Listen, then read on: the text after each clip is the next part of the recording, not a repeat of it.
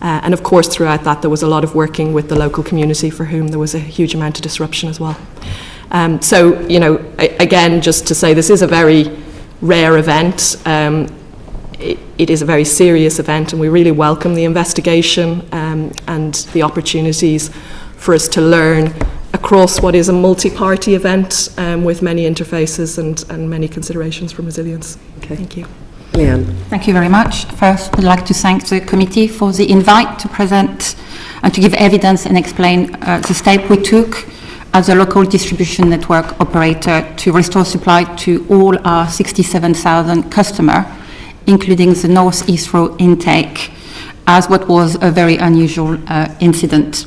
As Alice mentioned, the National Grid substation at North Hyde has 3 supergrid transformers. On the night, 2 of these supergrid transformers were operational. Because of the incident and the fire, by 23:51, we had lost access or supply from the 3 supergrid transformers. I was called at 23:57, and at that point we initiated our recovery program, which is very well rehearsed. It's very similar to what we do in storm or exceptional event. So the first steps we took are first to assess potential options in terms of what we can do to restore supply. And the way we do it is we restore supply by switching our customer on the network, which means we reroute our network both through remote switching from our control room, and for the lower voltage, then we dispatch workforce on the ground to switch manually. So that's what we did. We also sent a team to National Grid, and we had a member of staff, an experienced member of staff on site within 30 minutes of the incident being declared, which is very useful in order to really give us an understanding of the size of the incident and developed optioneering. So at that point, within the next few hours, as I say, we worked very hard to restore our customer. Within the first hour, we had restored about 62%, 64%, 83% within 2 hours, 91% within 3 hours. And by 4 a.m., we had restored 62,000 customers. The remaining 4,900 customers, as well as the North Heathrow intake, was requiring for us to gain access to the site in order to switch what we call the 66 kV interconnector, who links North Hyde grid supply point to another supply point. So we work with the fire brigade. The fire was very fierce. We gained access to the side of the 60 kV compound at 6 a.m. and we were able at that point to assess that our interconnector were not damaged and that there was no carbon from the smoke on the asset, which means that once it was safe to energize, we could do it.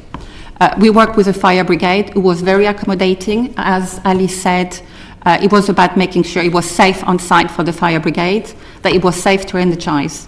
We were given permission to energize at 9:30 a.m. and at 10 a.m. We were able to start, actually 9:49, we were able to start energization of the remaining 4,900 customers, including Heathrow North intake. We spoke with Heathrow at 10 a.m. and offered them that connection.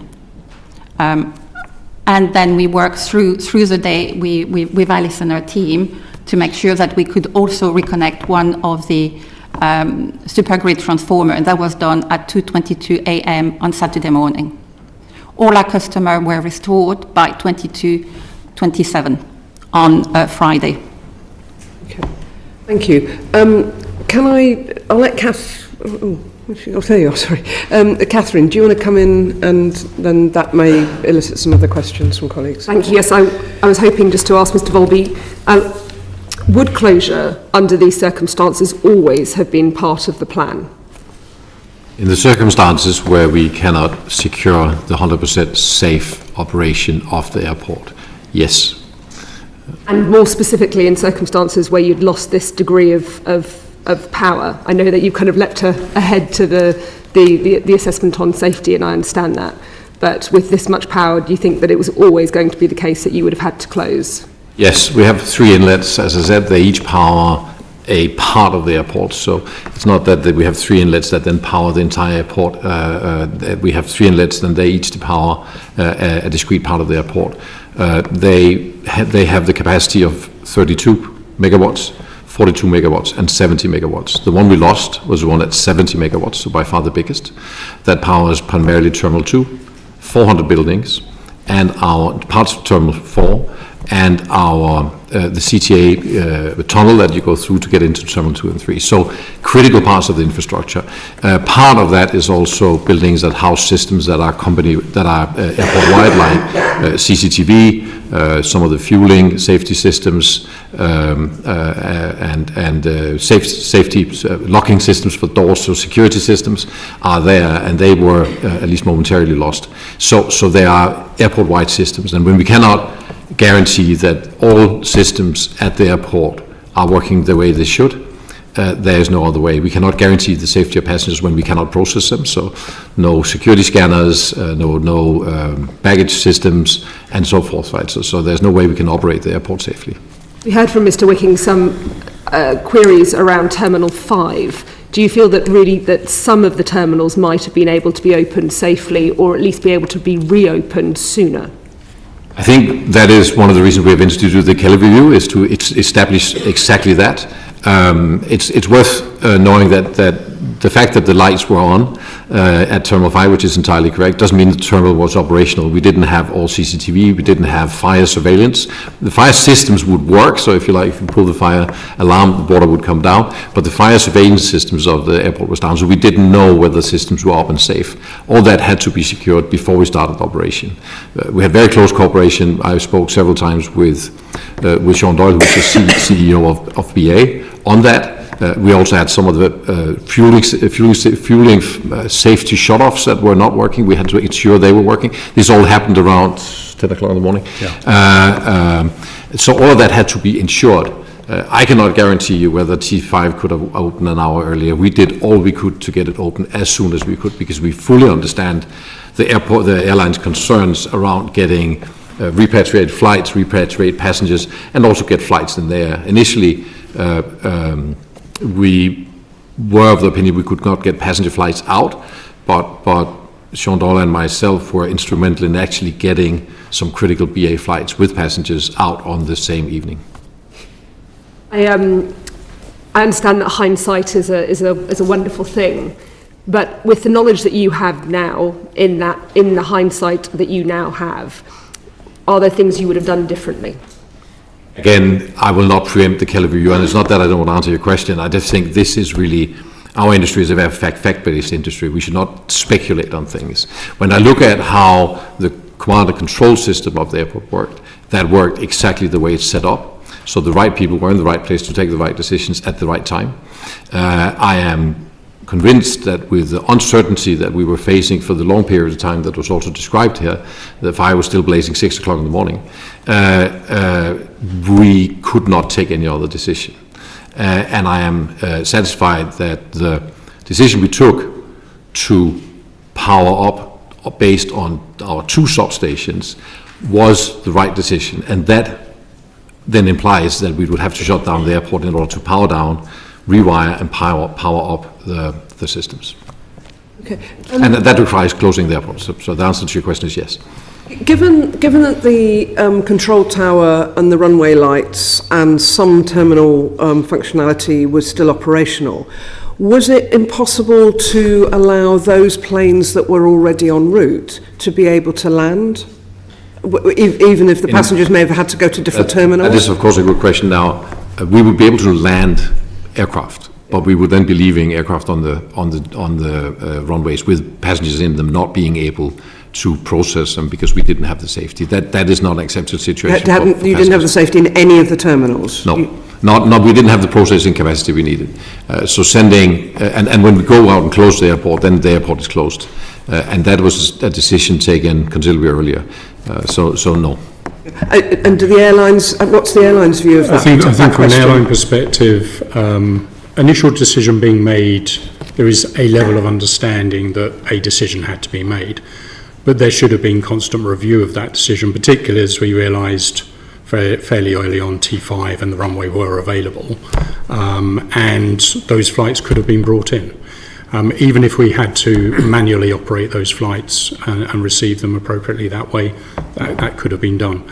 And certainly in terms of resource, we had checks in with Border Force during the day, and they had full resource capability and availability to handle operations coming in. Was a conversation had between Heathrow and the airlines on that very point, or was it too late by then? So we were raising the point of allowing aircraft to come in early. In terms of the 120, that was too late. Decisions had to be made in terms of redirecting and repositioning those aircraft. In terms of then taking some of those that had been diverted and bringing those back as repatriation flights quickly, we were constantly pushing for that to take place as soon as possible. And clearly that eventually happened later in the day. But by then, most of the airlines had made decisions with regard to busing, hotelling the passengers, etc. So it's kind of almost too late to then make the operational decision to bring them back in later in the day. Okay. Oh, you want to come in? Thank you. Just want to rebind back to the introductory comments, if you don't mind. So Alice and Thomas, both of you stressed that this was a really low probability event, but when I think back to my university days, it's low probability of really high consequence, though, really high consequence. So but was it on your risk register? Was this something you had planned for?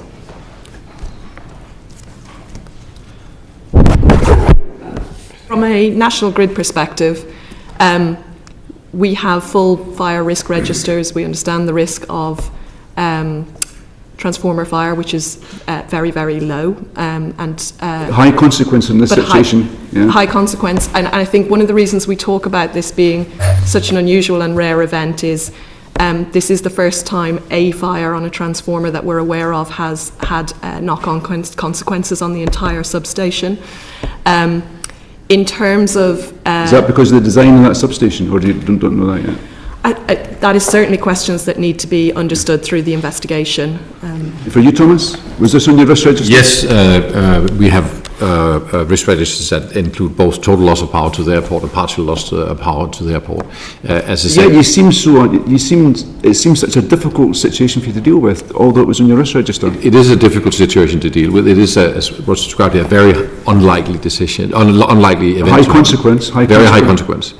And that's also why we had a plan for what to do when it happened, and that is exactly what we did, which was switch over to the two we had left. That takes hours, and that closes the airport. But there is a long discussion, and I'm sure that will also come out with Kelly, and I think particularly the NISO survey, I'm looking forward to that, is we acquire, purchase and pay for a resilient setup from our suppliers.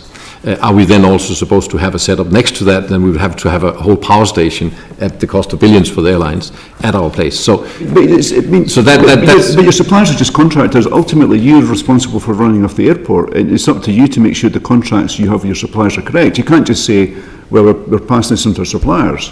I fully agree with that. Yeah. I fully agree with that. And those are also the contracts we have in place. We have our contracts with SSCN are for the three individual inlets. They are for resilient power setups, which include parallel supply lines, which include three very, very big, as I understand it, transformers at the end of it. That what happened should not happen, as also just described. But we have to rely on the contracts we have. And I think the NISO survey, and I think that's a discussion for later, should say, should we have further resilience? But that, of course, comes at a very high cost. And that is the discussion we have to have with airlines, because we cannot make investments without having airlines. So I'm not trying to pass any box here. I'm just making clear what are the responsibilities we each have. And yes, we had a scenario for that, and that was the one we played out.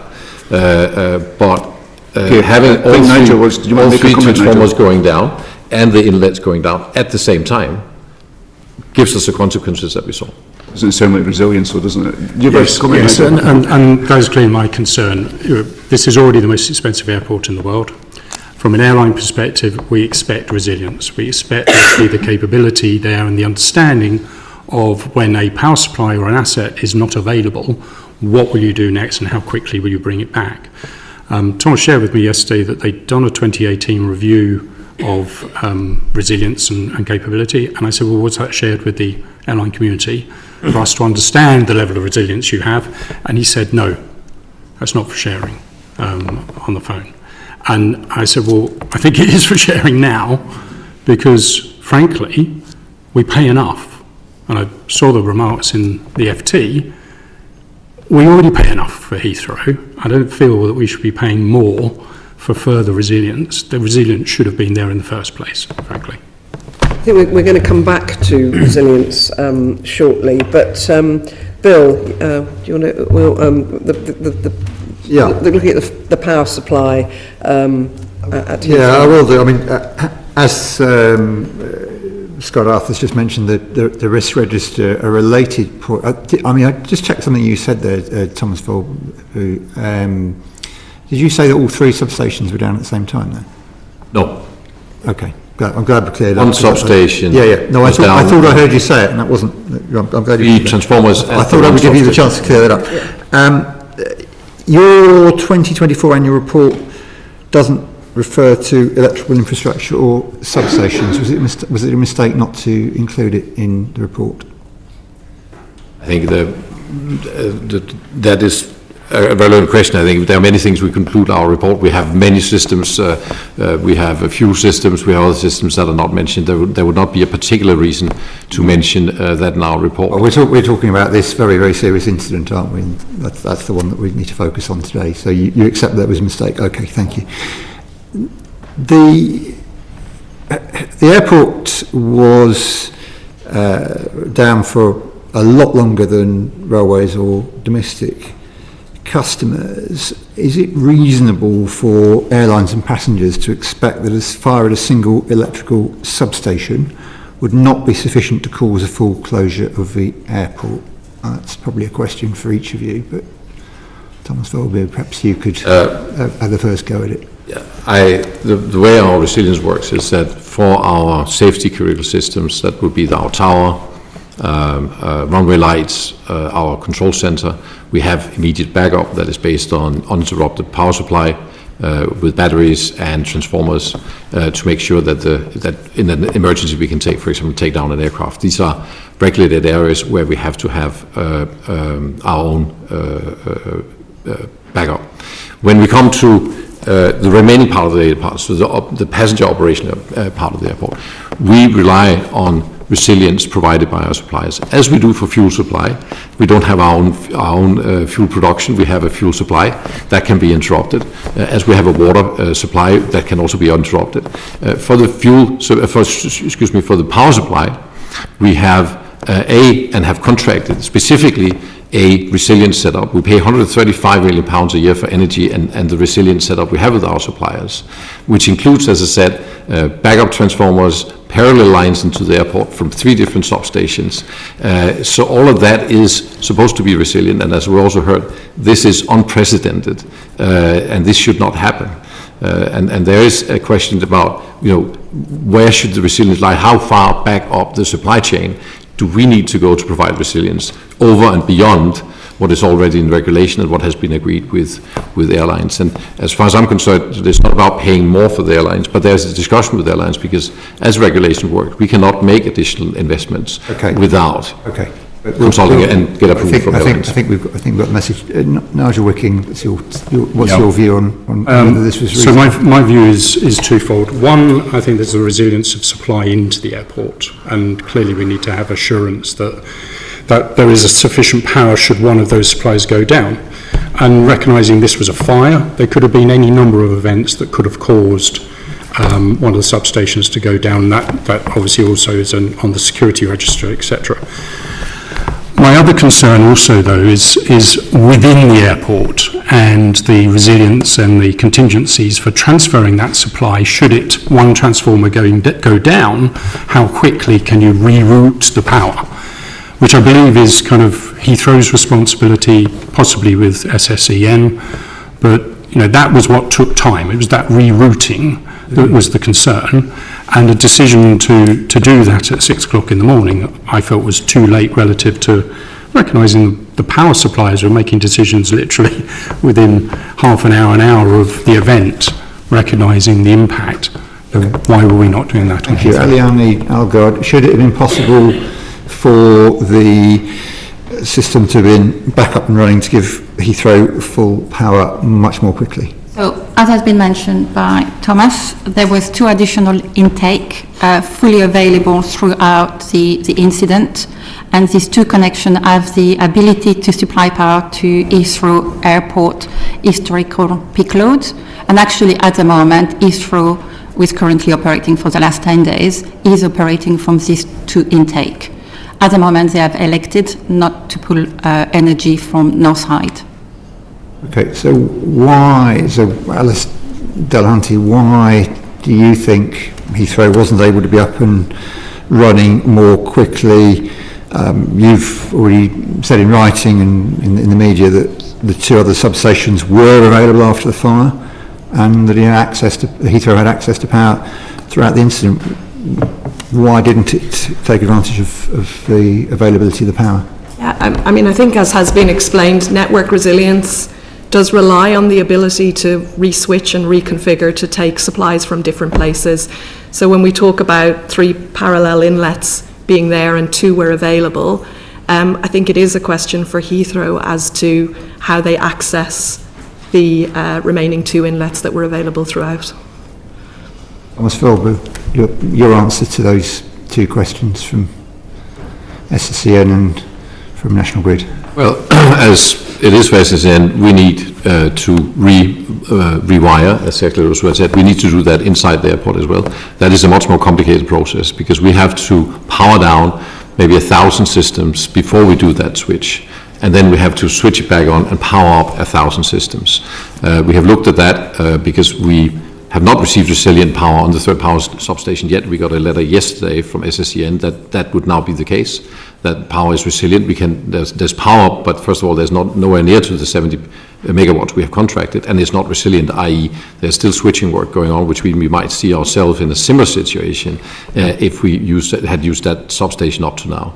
Now, that has now been confirmed, so of course we'll now look at that. But even in a planned scenario, it'll take hours to make that switch over. So we did take advantage of the 2 remaining substations as fast as we possibly could. But we needed, of course, a little bit of certainty on where is the situation going, can we get power back faster or not. When it was clear that we could not get that assurance, we took that decision as early as we could. Airlines have been kept informed all along on our deliberations, why we took those decisions, and what our objectives were in terms of getting operation back as fast as possible. So that is what we did. Yeah, and how long would it take to switch back to North Hyde if the 2 other sources you're relying on at the moment were to fail for some reason? That's the situation we're in today. That's what we're working on. We're working on securing that the 2 remaining substations are secure and that we are working with our partners here to increase capacity and make sure that they are resilient. Switching back would put us in basically similar situation. The infrastructure of the airport has not changed. The airport is built over many, many years. Don't forget, it's built over 70 years. Terminals have been added, power have been added, and that is why we have the structure we have. That is not unlike many European airports. There's not much difference. If we were to switch back, that will take a number of hours. And that is what we are planning for doing further down the road, which will be happening overnight. Yeah, you have a private network operated by UK private networks. Is that part of the problem here? It was not part of the problem on the night in the sense that it worked and it played out based on the plan that we have. Is it part of the problem in how long it took to reestablish? I think that we absolutely need the Kelly report and the NISIO report to say, can we do these things faster? Are there areas of resilience that we can build in, learning from this experience that we can build in that either will shorten that time or limit the impact of a major failure like the one we saw? Yeah, Aliani Algard, what's your view on the arrangements? My understanding is you don't have visibility of what goes on Heathrow as a private network. Yeah. We have no visibility of the configuration of the network within the Heathrow parameter. What I can say is that we offered at 10 a.m. on Friday access, we were able to re-energize and offer the capacity that Heathrow has pooled at that location for the last 3 years. There's maximum peak of 22 MVA. And we reconfirmed yesterday, to be clear, that if Heathrow wanted to put 72 MVA at that connection point, they could. Yeah, I think there's no change here. Exactly as I said, it was confirmed yesterday that we can get the capacity that we need to run a resilient operation. That was confirmed yesterday and not before that. So that's hence the reason we took the decisions we took, and I think those were the right ones because it enabled us to meet our objective with airlines of operating the airport 100% by 040 on Saturday morning. Had we not done that, that would have been at risk. Okay, the Energy Security Net Zero Select Committee's heard significant evidence that businesses use private networks because you can connect more easily, it's quicker to operate, and it's significantly cheaper. Is that really why you have a private network? I am not an engineer. We are not here to save money. We're here to run a resilient operation. I'd like to come back to the committee on that question. It's beyond my technical knowledge. Sure. And Alice Delahunty, we're hearing that concern and this reason for private networks being used by significant energy users. Is it a concern for you? I mean, I think as I described, there is various different networks involved here. Private networks are not unusual. I think it gives businesses flexibility, and it is for them to understand if those private networks are meeting their needs and requirements. Okay. Chair, I'll have other questions later, I think. There are some other questions, but that might come up in answers to subsequent questions. So I'll go to Alex. Thank you, Chair. So I think we now understand that backup generators were working as expected, that by the morning there was access to power. But you keep telling us it takes 10 hours to rewire everything. Does that sound resilient, the 10-hour period? I think under a event like this one, which is as unlikely as has been described, that is the resilience that is in place. That is the playbook that is in place. I think the NISA report and the CAVU will review that and say, should we have more resilience? But that will come at a cost. It is so that we have the regulatorily required resilience in place for our safety systems. Beyond that, we rely on partners, as we do for many other things in the airport. We have to remember that there's not endless seamless switchover for everything in the airport, and also not in an unprecedented event like this one, which should not happen. And we are still at a stage where we don't know why it happened. And to anybody, what would the cost of full power, or would the cost of full power resilience be worth it? Should we start at the end? So I can't comment on, because it's a private network and I don't have visibility of Heathrow configuration, I can't comment on what would be necessary to be able to do that. What I know is that Network Rail, who had the connection in feed to Northside, was able to transfer automatically their power from Northside to Didcot, 400 kV, and we also have data centers who were able to automatically engage their battery power supply in order to retain power throughout the fault.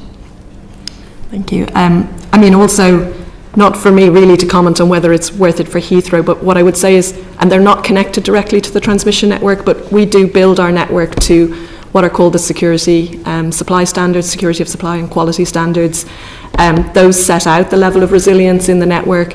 There are options for customers to go over and above that, and those costs would be considered in the round in terms of benefits to consumers more broadly and to the customer.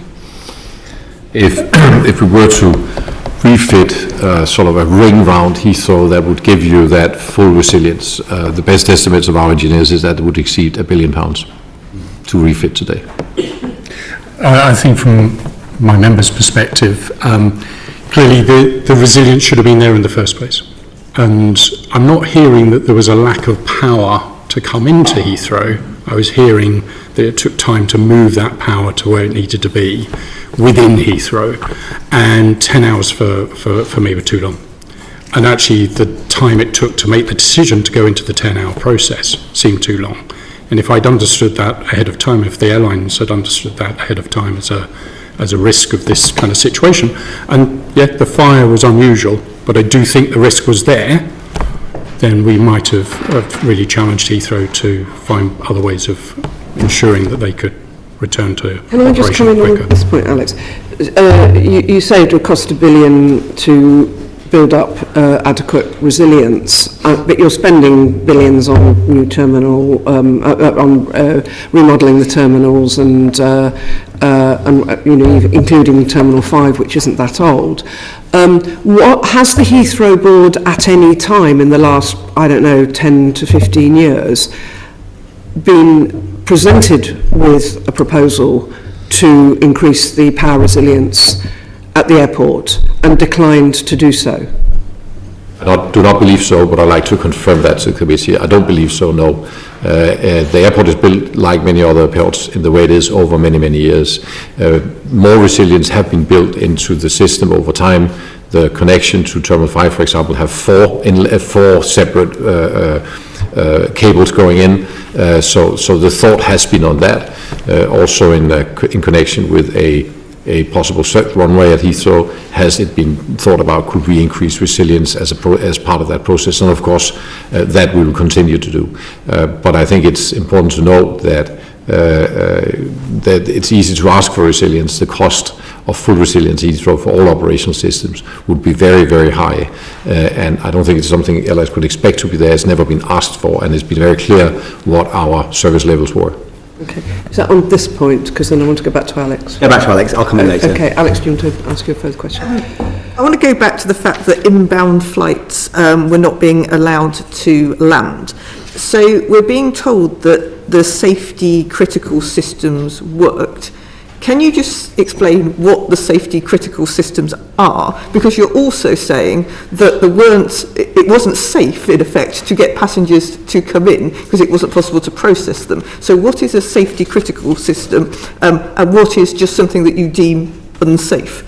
There are two levels of safety here, if I may start there. There's the level of the aerodrome safety level, so that is, can aircraft operate safely at our aerodrome, and there is the concerns around passenger safety and health and safety concerns that we have to take care of both of them and consider both when we would do. Essential safety systems are things like airfield lighting, the control tower, telephone exchange, the fire station, our control center, fire pressurized main systems, fire systems, general fuel farm, and so on. These are the essential systems that means that we can actually take down an aircraft and land it. Okay, so you've landed it. Then we have safety problem. Then we have the passengers all the operational systems that are required to handle, and that would be border force, for example. That would be baggage systems. That would be maybe more importantly in this case, air bridges to actually get people out of aircraft. So all the things that you see in the airport every day, lighting in some cases, emergency lighting was on in Terminal 2. So there are many critical systems. Then comes CCTV, fire surveillance, which I mentioned those because they were specifically not working for a period of time. Also access systems, so the locking of doors, we need to make sure the airport is secure and the border is secure, that people cannot pass. All of those were affected also in Terminal 5, and we needed to ensure that they were in place and up and running before we opened the terminal. As I said, I think it's definitely a question for the Kelly review to ensure that this question is answered in the light of hindsight, because don't forget, our objective number one was for the entire airport to be operational at 0400 the next morning, and the second objective was to make sure that we opened as fast as possible beyond that. And those were both the two objectives, and all focus was on that together with the airlines. Nigel seemed to suggest earlier that some of these things could have been done manually. Would you like to respond to that point? Manually, I don't understand that. Oh, you can say that we should have done things. Steps instead of bridges. I move people around the airport, border force. I think this is one of the reasons we set up the Kelly review, to make sure that we can insert that on the day. It was clearly our evaluation that we did that as fast as we could, with due regard to the safety of our passengers. could that have done a little bit faster? We will have to look at that, but we are talking, minutes, as in maybe an hour or two. We're not talking longer than that, because I know that systems were out of function. We had a meeting at 10 o'clock where fuel lines were still a question, and we cannot operate without automatic fire switch off on our fuel lines. Nigel, I think you wanted to come. Yeah, in terms of T5, my understanding, both from British Airways but also from being there all day, was that pretty much everything was fine to operate by mid-morning, by 10 o'clock. In terms of the fuel point that's been raised, actually the fueling company actually said that was fine. They could still be operated, even though there wasn't an electronic automatic cut-off. They could do it from the fuel backup process that they had. So that wasn't seen as an issue at all. So I don't think there was any reason for T5 not to be used earlier, i.e. from within the morning period, to receive aircraft and redirections. Okay, just a quick question. I think for Nigel, we've heard a lot about hindsight and speed of which decisions were taken, and the question why decisions weren't taken quicker. But if passenger safety and employee safety was compromised, could we be sat here saying why were decisions taken too quickly? No, that would possibly be the case if I hadn't been there and were actually talking to people on the ground from the control centre in T5 and understanding what the situation in T5 was. And the reality was that T5 felt that they were absolutely ready to go and receive aircraft. You think passenger safety... That wouldn't have been an issue with regard to T5 from my perspective. And when you say passenger safety, what exactly do you mean? In our case, that is the process of safely getting passengers out of aircraft, getting them through customs, as when we talk about I accept that it's potentially more risky to have steps than the bridge. Exactly, for example. We use steps all the time to get. We also not had CCTV, and we didn't have fire surveillance. And I think this is a question for the Kelly report. Hindsight is very easy. Don't forget, we have to ensure that all systems are not just seen to be working, but are actually tested and working. And I know that the lights were on a T5 and it looked as if it worked, but there were systems not working, and we have to make sure that these systems are working. This decision are taken by our incident commander, who is trained for this and whose responsibility it is on a personal level to make sure that works. It is not about saying, well, it looks as if it worked, we like to operate. These are serious concerns, and we need to make sure they work. And we are, as we talked about, at 10 o'clock, at the meeting at 10 o'clock, it was reported that fuel valves were not working. Now, we are then talking that we declared it opened at 2 o'clock, so we're talking hours here. This is an evaluation. As you say, if we have gotten this wrong, we might be sitting here today having a very different discussion about why people got injured, and I think it would have been a much more serious discussion. So there is a margin within which our people have to take very serious safety decisions, and that is what they are trained for, and that is what they do, and that require that every single system is up and running, tested, and safe. Okay. Elsie, you've been waiting, so your turn. Thanks, Chair, and thanks to the panel so far. This has been really interesting. For context, my constituency is nowhere near Heathrow. It's Hayward and Middleton, so Manchester Airport is of particular interest to my constituents and to the Greater Manchester region as a whole. So this incident made me think about what the consequences might be for my constituents and passengers across the northwest of England were a similar event to occur there. It would be really good to understand what you think we can learn from this incident if we're to avoid another mass power interruption, and also what the consequences might be elsewhere in the country. Could this have happened at other similar airports? Keen to hear from each of you if you've got a view on this. Nigel, perhaps you might want to start. Yes, thank you. From my perspective, I think the most important thing is actually having transparency of the risk register. And is this understood to be a risk? And from there, what is the resilience and the business continuity and contingency plans to address such an issue occurring in terms of power supply to an airport? Thank you. Thomas? Yes, I think we should definitely use this opportunity.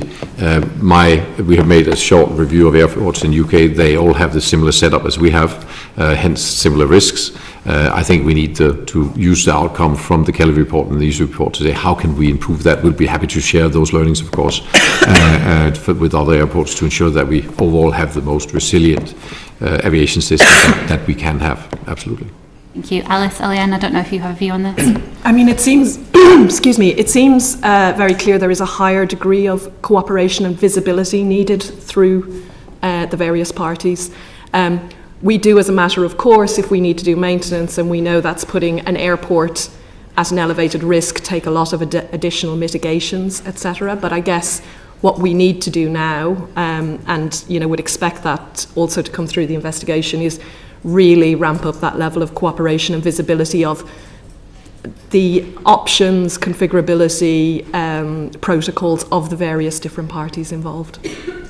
Would be very similar comment to Alice. If I can't comment about Manchester, but we have two other airports on our south license, which is Southampton and Bournemouth.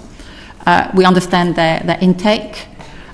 We are liaising with them to support, to review and support them to better understand their business continuity plan.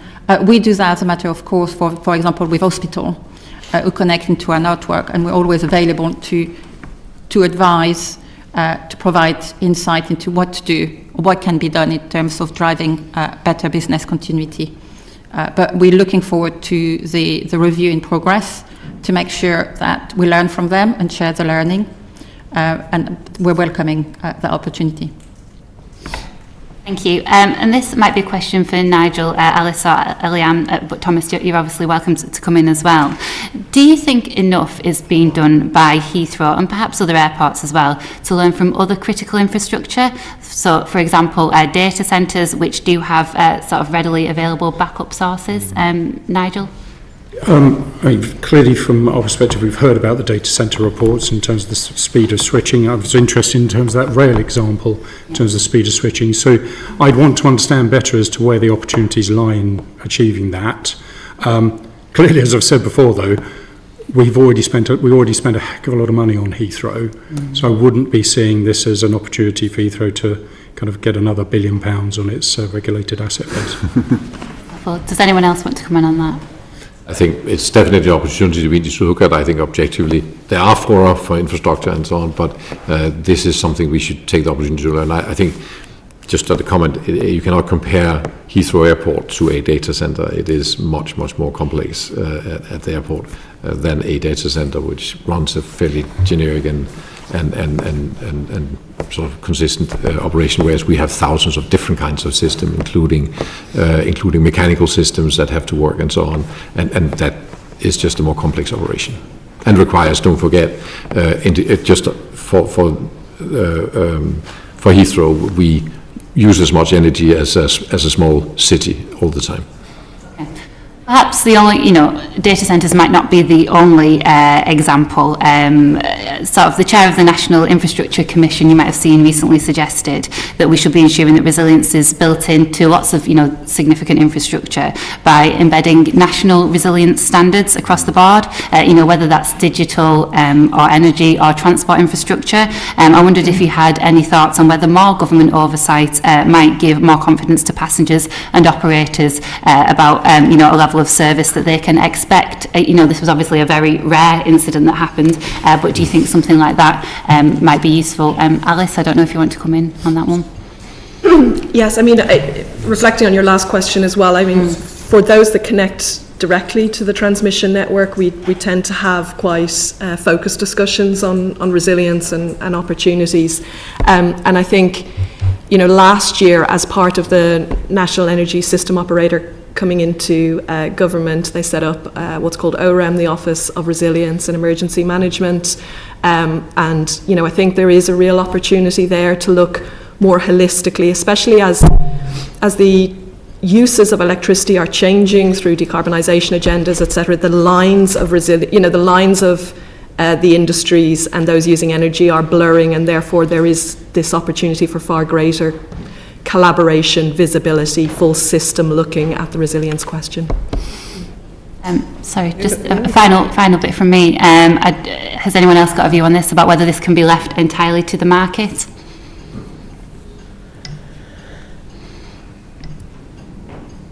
Or perhaps not. It's obviously, it's a private company.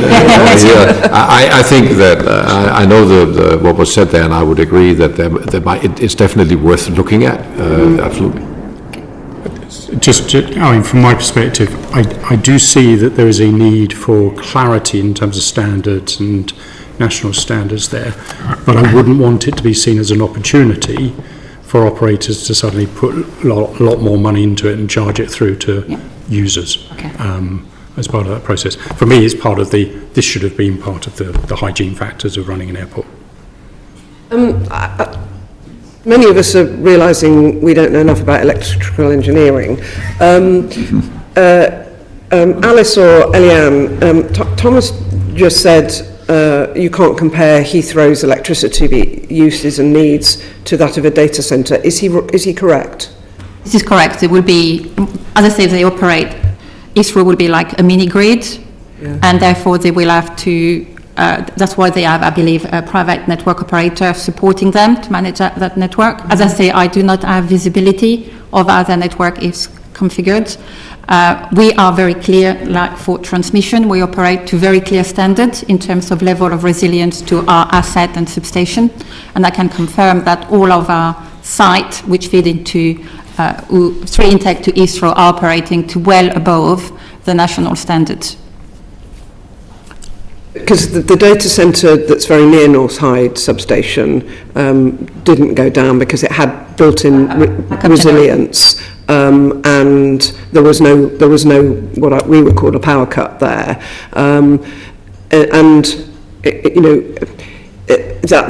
I understand that's because data centres build in that higher level of resilience. Is that easy for Heathrow or an airport to compare to do, or more tricky because as Thomas said, it is a more complex system? Could you give some sort of layperson's explanation on the difference?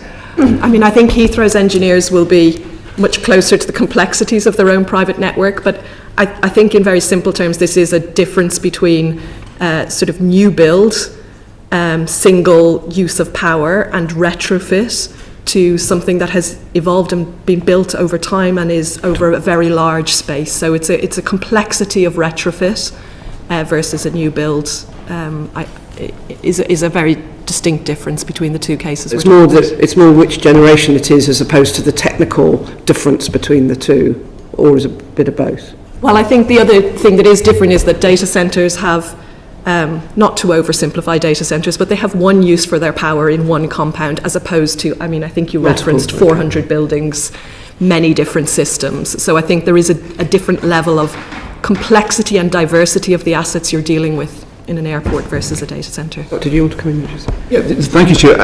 But I can see how, having the capacity within the airport perimeter or the resilience to always operate no matter what, like a data centre, would be incredibly expensive. But I guess falling well short of that, you could build into your systems, Thomas, to have capacity to run, to receive flights at a much reduced level, perhaps to cater for the flights that are really close to the airport so they're not having to revert long distances, etc. That is a kind of halfway house, isn't it? So it's not about having this bare minimum service. You can operate at some reduced capacity which meets the immediate needs, some skeleton level of activity. Is that being considered, or is that possible? I would understand what I mean? Perhaps just have Terminal 5 up and running quickly. I would not rule it out. I think that is definitely a question we should ask in the Keller review. It's also in line with the 5-point plan that I mentioned later, that we will go into that, and are there areas where we should find sort of a halfway house, as you call it, and we will definitely engage with also our airlines on that. And I'm not going to talk about money all the time, but that comes as a cost, as was also said. Retrofitting a full resilience would be hugely expensive. We can obviously have that discussion. We want to do what our customers want us to do, and that is what this is about. And the failure is hugely expensive as well. But the problem is that the failure that occurred is hugely expensive as well, both to the airlines and to the many people who are on business trips, etc. Entirely right. And when we talk resilience, in general, will always be a balance between the level of resilience and the investment that goes into it. And that is a risk evaluation, which is not 100% science. Sorry, I got distracted.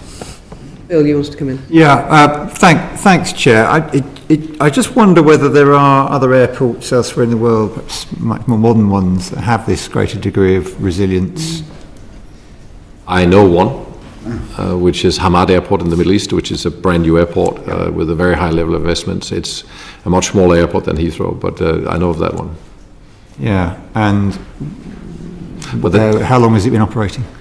Sorry? How long has it been operating? Oh, I don't actually know, 8 years, 10 years. Years, okay. And have you looked at it as to see what lessons you can learn from what I think is implicit in your comment that it's best in class? Yes, we will do that. We have. You haven't done so far? No. That would have been a good idea, wouldn't it? Okay, I've got more. I've got some more. All right, I'll come in after your one then. Okay. Questions. Eliane Argard, you mentioned again the fact you can't see behind the connections. Should you be able to? I think there it's about respecting the fact, like Alice was explaining, so you had a transmission network, a distribution network, and then you got private network. I'm not sure if we go back to the analogy of using the house, so that it should be right for me to go out to have visibility of, let's say, a property to see what you're doing in your own house with your own wiring. I think that's even from a strategically important piece of infrastructure.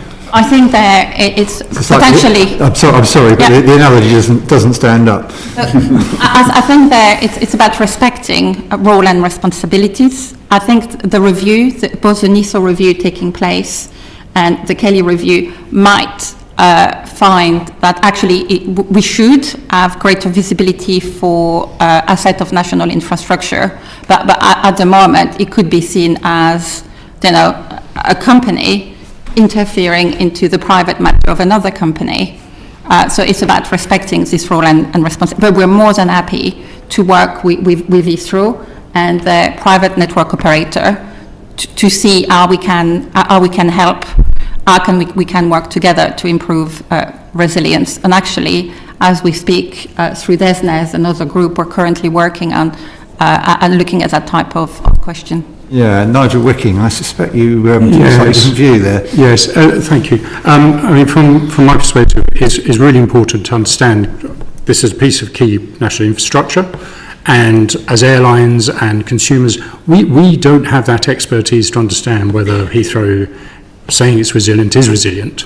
And I would suggest for both power, water, fuel, etc., there possibly does need to be an independent perspective on that, an expert perspective on that resilience and whether it's adequate, and that should be shared with those who are using the airport as to whether it's adequate for them, because clearly a data recovery was not good for us. Thank you. That's helpful. And to this point around that, Elsie Blundell mentioned actually about the role of implicitly the role of the public sector. What should government and industry be doing together to mitigate the risks and effects of power outages that obviously have the potential to cause so much disruption as we've just seen?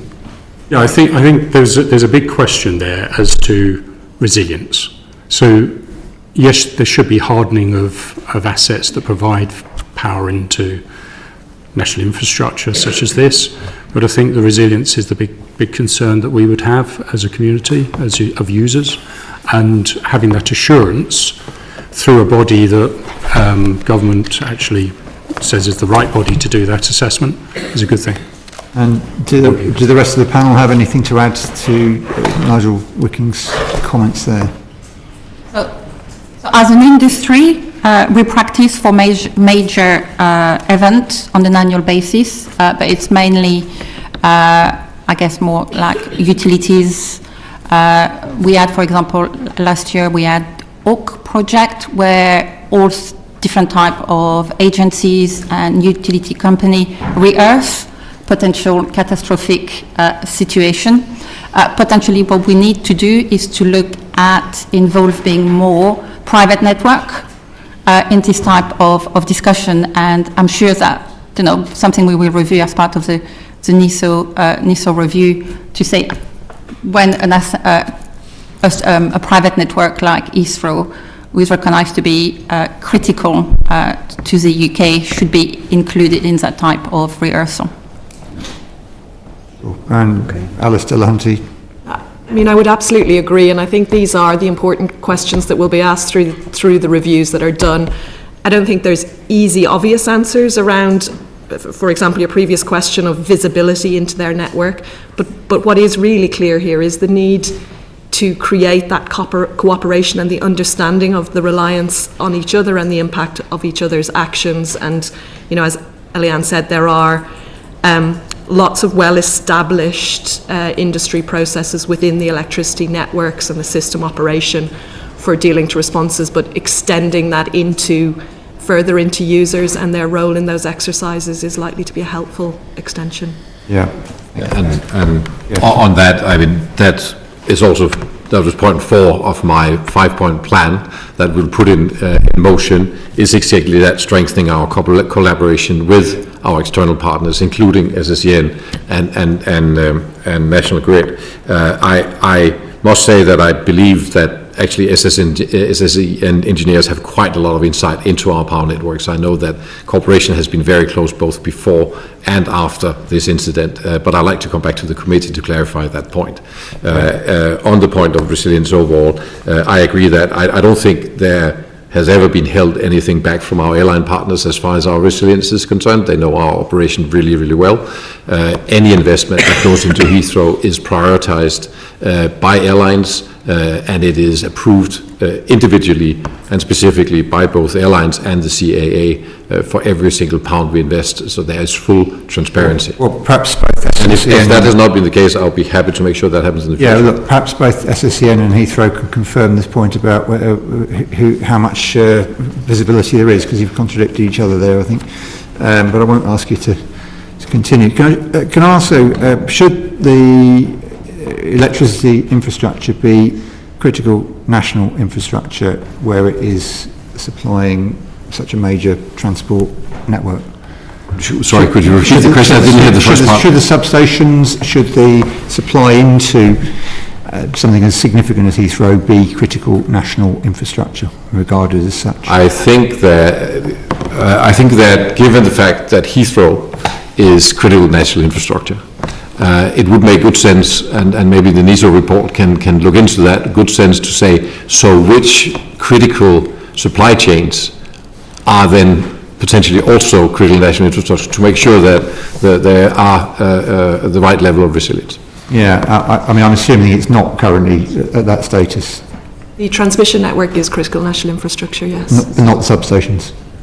As far as the transmission substation, I'm unclear on whether distribution... Or specific substations because of the importance of certain... The three we're talking about are they critical national infrastructure? We consider the transmission network as a whole critical national infrastructure. And we work with government on the security levels and the standards associated with that. So as far as you're concerned, the substations are? Yes, right, yeah. Okay, thank you for that. Can I just confirm... Maybe to build on that? Yeah. There is also a delivery obligation from the power networks to Heathrow. There are various levels of priority, and we are a priority one, and that is the confirmation we got yesterday morning from SSEN that we would be prioritized. We have not had that before, and that's why we have not used the third inlet before now. Okay, and my final questions certainly on this section, Chair. Can you confirm that overloading of the network wasn't the cause or even a factor, and that as the grid expands with the government's Clean Power 2030 agenda, this will not be a cause for concern? Yes, I can categorically confirm there was no overloading or overcapacity in the area. The topic you hear discussed is the long lead times to connect, because it takes time to build up capacity, and that is what you hear discussed. There is currently absolutely no question but that there is sufficient capacity in the area. Yeah, and there's no overloading because you're under pressure to make those connections. Absolutely not, and certainly not in the middle of the night at the time of this incident. We were well below capacity across the entire network. Yeah. I can confirm, we've checked, the distribution network was operating at less than 30% of its maximum capacity of Northside substation. Okay, and likewise you have no concerns around future grid connections? Exactly as analysts expect, we operate within very rigorous standards in terms of what we can allow to connect onto the network to make sure we protect existing connectivity. Okay, yeah, because from West London we've known for some time that the grid capacity challenge is affecting new developments, but thank you for clarifying that it wasn't a factor in this incident. But actually, for Heathrow, given you're part of the West London development pipeline, you're increasing, you're building out at the existing Heathrow terminals, and obviously you've got plans to build a third runway in another terminal. And you're a major member of West London Business, which is the organisation which has been pushing on this issue for some time. Are you concerned that there's sufficient capacity for expansion? The short answer is yes, we will need more power at Heathrow Airport, and we are planning for that. We will need more power for the green transition, and we'll need more power for a third runway. We have already applied for a connection to the national grid directly. That was done a few months ago, and we have paid our fees. I understand the waiting time is about 7 years, so there's a long waiting time. We will need about double the amount of energy that we have today to accommodate the projects that you talk about. Okay. And would that, having additional energy, also reduce the chance of an outage such as you had the other week? There were already in the previous, if I can call it that, third runway project, thoughts about how we could improve resilience in various areas as building out when we make these big investments, and that will naturally be the case again, yes. Okay. I've actually got one more question, sorry, yeah, I'd forgot. The Joint Committee on the National Security Strategy published a report in 2022 saying that power outages have the potential to cause widespread economic and societal damage. Have any of you been looking at the work of the JCNSS? Did you, and Heathrow in particular, did you consider its findings? I don't know exactly that report. I'm sure we would have people looking at it. We have looked at many other reports that I can quote from, but not this particular one. I don't know it. But it is true, and we have also had a report from, that we have considered, which was the, let's get the right one here, which is a sort of similar concern that is brought up, that has been considered, and which I, by the way, agree with. There was a report from the National Infrastructure Commission 2023 raising similar concerns, and that report has been looked at, and I fully agree with that. As I said, Heathrow to expand will need double the amount of power that we have today. Yeah, thanks. Yeah, the two reports are consistent. You're correct. Nigel Wicking, is this something you've been looking at? No, it hasn't. Okay. I'm participating in the security exec group at Heathrow, and that hasn't been shared at that group. Okay. Thank you. Thanks very much, Bill. Steph, you had a specific question going back to on the night. Yeah, West London expansion and the potential need for significantly more power. I'm interested in who is going to be responsible, who is responsible now for the security at those substations. I think there's some question about exactly which part of the apparatus is critical infrastructure, which isn't, on a site-by-site basis, I guess. But whose job is it to make sure that the sites are not able to be accessed and that this sort of thing preventatively doesn't happen? Oh, sorry, and there's the external access, but also there's been questions raised about the proximity of the two transformers to each other and the lack of a wall between them. Where does the responsibility lie, and what between National Grid and SSE and key stakeholders, do they have any influence over those decisions and those policies? Thank you. So within the substation that gets referred to as North Hyde, there's the high voltage compound and the low voltage compound. National Grid Electricity Transmission operates the high voltage and SSEN operates the low voltage. Yeah. So for the security of the high voltage compound, National Grid is responsible. We work very closely with the relevant government departments and agencies who determine the security level requirements per substation, and we rigorously deploy those. There are different categories. Of course, I'm not going to go into the details of that. That's confidential information. But we apply the standards that are provided for the rating of the substation, including North Hyde, which was secure. Then the low voltage compound is operated by the distribution network, and they will be responsible for the security of that. And we operate to the same standards in terms of making sure our sites are kept secured throughout our network. So in terms of the practical management of site security, I appreciate you can't go into details, and I'm not privy to the details of the provision at Bacton Gas Terminal, for instance, but I'm aware that that is a site of national security, and it has multiple stakeholders, including military police on patrol at all times. Yeah. It sounds like you, commercially, as an operator, are responsible for the security. You don't get extra support from any of the law enforcement or security agencies at that site. Again, I won't go into the details, but we do have different ratings and different provisions given the criticality of substations, and we apply them exactly as we're advised and discussed with the right departments. Yeah. I mean, we're bordering on issues that may be questions for the Joint Committee on National Security, which I think, Bill, you sit on, but because I do want to go back now to the business continuity planning at Heathrow, if that's okay with colleagues. Catherine. Thank you. We heard earlier that the failure of this substation, being one of three, would, in your view, always mean that there would have had to have been the full closure of Heathrow due to safety. Is that something that was acknowledged in advance? And if so, is that something that was shared with airlines in advance, that the failure of one substation would require the full closure of the airport? It was on our risk register, as mentioned earlier. I do not believe it's a specific discussion that have been had with airlines, but it's not been a secret. It was reported to the Ministry of Transport in 2018, very specifically, that these were the issues. These were let me bring that up. That these were the systems that were backed up by individual, hold on, where's that? Yeah, so the systems I mentioned earlier, the CAA control tower, the airport telephone exchange, main fire systems, and so on, would be powered up by generators and uninterrupted power supply. And the comment is, in summary, this would give us capability to deal with immediate safety concerns, but not continue operations due to passenger disruption. So that was a known fact, and that was reported to the ministry in 2018.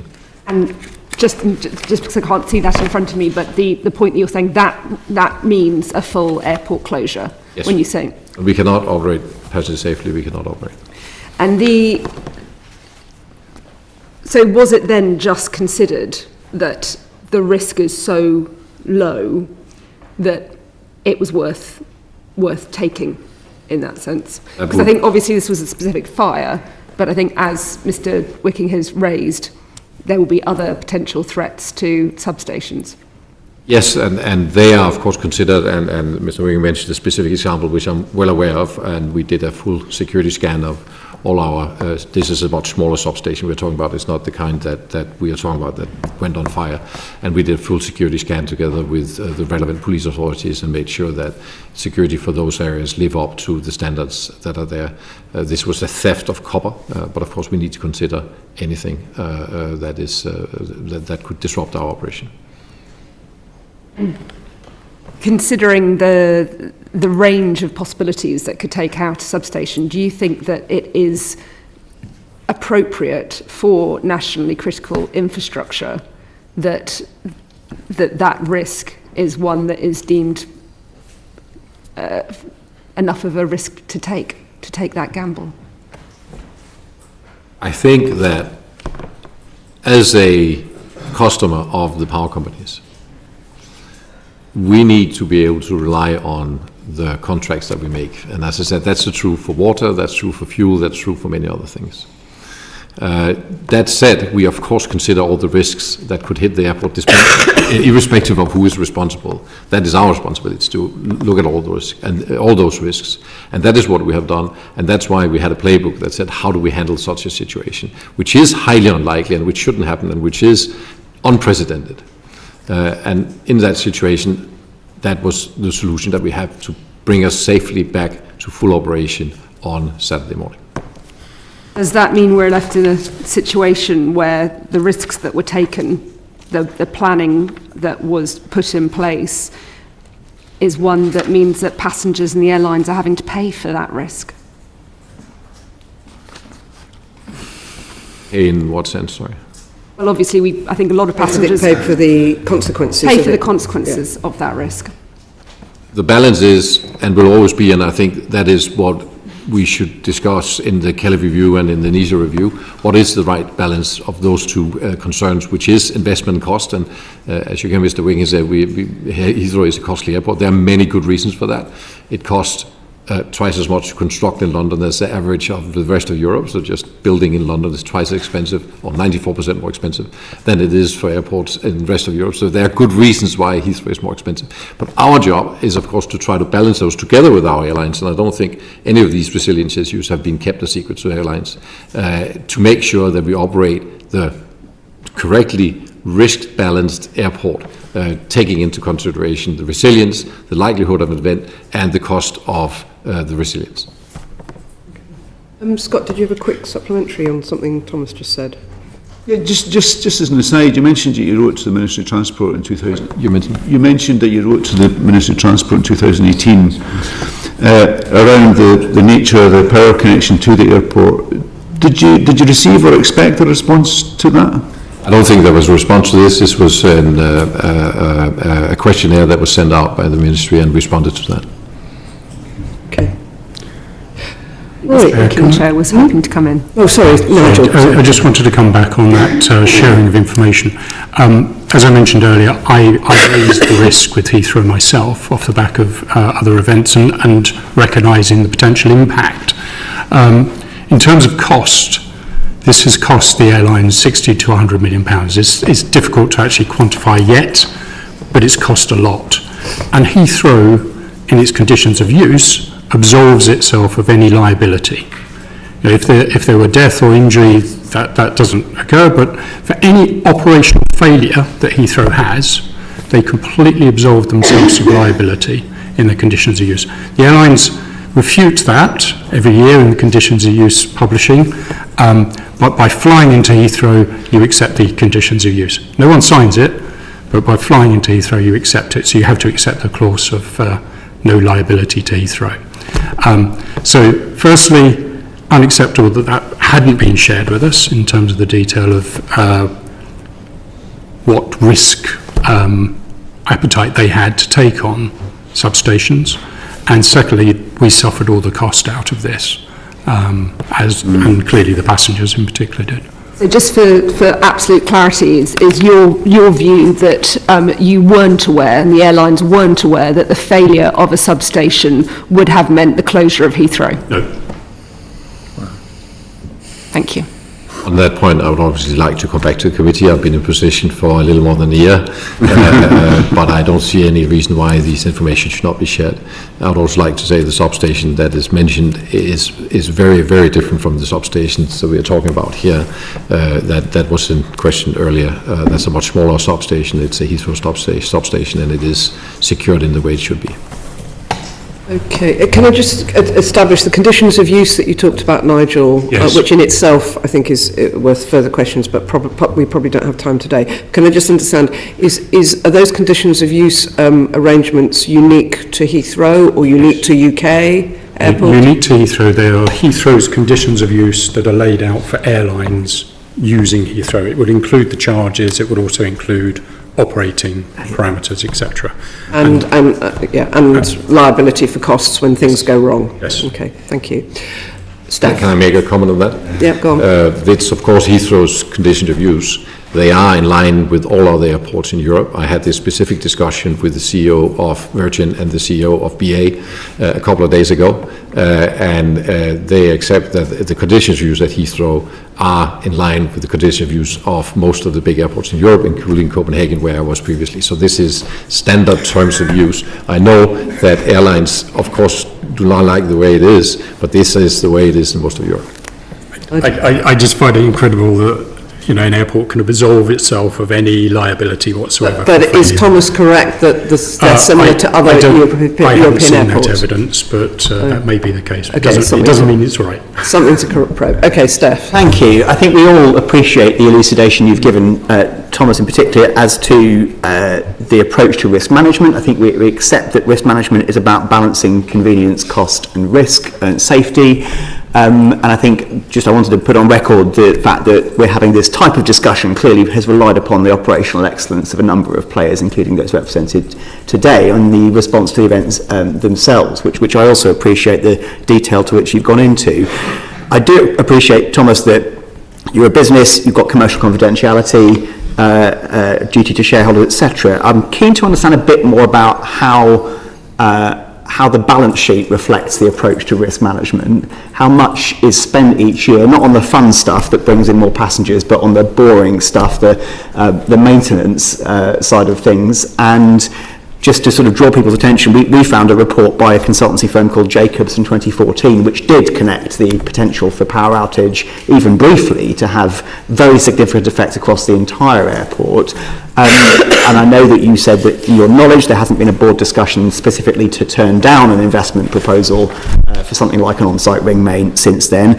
But can you still give us a ballpark figure of how much is spent on the sort of boring maintenance stuff each year, and what's been done since that Jacobs report specifically around this issue? With the caveat of defining what is the boring stuff. Yeah. We are currently investing about 1 to 1.1 billion pounds a year. Yeah. At least half of that about goes into maintenance improvement of the current airports. So you can say we're looking at least £500 million currently going into what you describe as the more boring stuff. So the £1 billion sort of on-site ring main thing, that's sort of it's a large, very large investment, but it's not sort of logarithmically out of step with what you're spending, for example, in a typical year on this sort of thing. No. And have you done anything else in particular and invested specifically in any other areas to mitigate that risk of essentially total airport shutdown? Let's accept that for a moment. That was a known risk since that 2014 report that you're aware of. I'm aware of the fact that we invested now in our power resilience during that period. I can't give you an amount. I think the Jacobs report were there to address other issues, not specifically something like this, but nonetheless, yes, we have. As I said, building T5 more. There are four lines going in instead of 2 going into T5 because that's a possibility. So more has been done. Yes. If you like specifics on that, I'd like to come back to you on it. That would be very helpful. Thank you. And can I just add a supplementary to my own question, if I may, to Alice, I think, and probably also to Elaine. Like, you've got a service level arrangement, you've got resilience, which unfortunately failed in this instance because of the unique nature of this fire and the consequences on that one site. Like, what proportion of the amount that you're taking in revenue per year do you actually have to spend on making that infrastructure work to deliver that enhanced resilience requirement? Yeah, so our relationship to customers is set out in codes that set out quite deterministically the level of redundancy and resilience in the network to secure that. And as we've discussed, power did remain available in the area throughout the incident as a result of that inherent redundancy in how the system is designed. We consistently achieve 99.59s of reliability on the transmission network. We have an incentive or a mechanism called energy not supply, whereby we are penalised if we do not supply energy, and so that reduces accordingly. And we invest a huge amount in the resilience and the health of the network. So, for example, 5.2 billion on asset health over the last period, 3.7 billion of which was specifically on substations and cables. We've just submitted our next 5-year plan that includes another approximately 5 billion specifically on asset health, but a further 30 billion on increasing capacity, increasing resilience, increasing security. That's a very significant part of our investment. I understand that's highly regulated, and it's yes. part of a cycle that's approved by departments and scrutinised, I think, by Bill's committee. But I'm kind of interested in what you get if you're paying for enhanced resilience at that site. There was an argument that says, and I'm sure this will be brought out in the fullness of time, that site had things juxtaposed to each other in a way that was really detrimental to the reliability of that transmitter, that transformer site. Who pays for that stuff? Who does that on site? Is that a high capacity, high voltage transmission investment, or is that coming from something like the distributor? So, I mean, of course, much of this will be looked through the investigation. As it's currently set out, our substations, this substation was designed and built quite some time ago to two standards that are set out, and we work to that. As I briefly described earlier, where customers want to connect directly to the transmission network and they want very substantially increased levels of resilience beyond the industry codes, they can request and discuss that. So you do get certain customers who will come to us and say, I want 3 independent, totally independent feeds, etc., and those investments get worked up, costed, proposals made and worked through. And Elaine, the same question to you. Thomas is paying you 135 million quid a year. Some of that's for juice, but some of that's also for the stuff you've got to do to keep the lights on. How does that work? How much are you spending in that sort of area? It's important to set the context. So as a DNO, we connect to the transmission network via grid supply points, where there are supergrid transformers which convert 400 kV, 275 kV to 132 and 66 kV. In this instance, because the 3 supergrid transformer failed at that grid supply point, we, as a DNO, lost access to power at that point. Okay. What we were able to do, as I said, is because we had interconnector between the Ivor grid supply point and the north side grid supply point, by 9:30 a.m., when we were able to energize, we were able to create a new connection, and able, therefore, by 10 a.m. to offer power to Heathrow. I think that it's also important to reconfirm that we're very transparent with businesses who connect on our network, that a firm connection is not guaranteed of supply of electricity, but rather it's a connection which has which has double circuit rather than one dual circuit. And that for that reason, that for example, data centers or the like of Network Rail would have alternative business continuity plan to be able to maintain continuity of supply.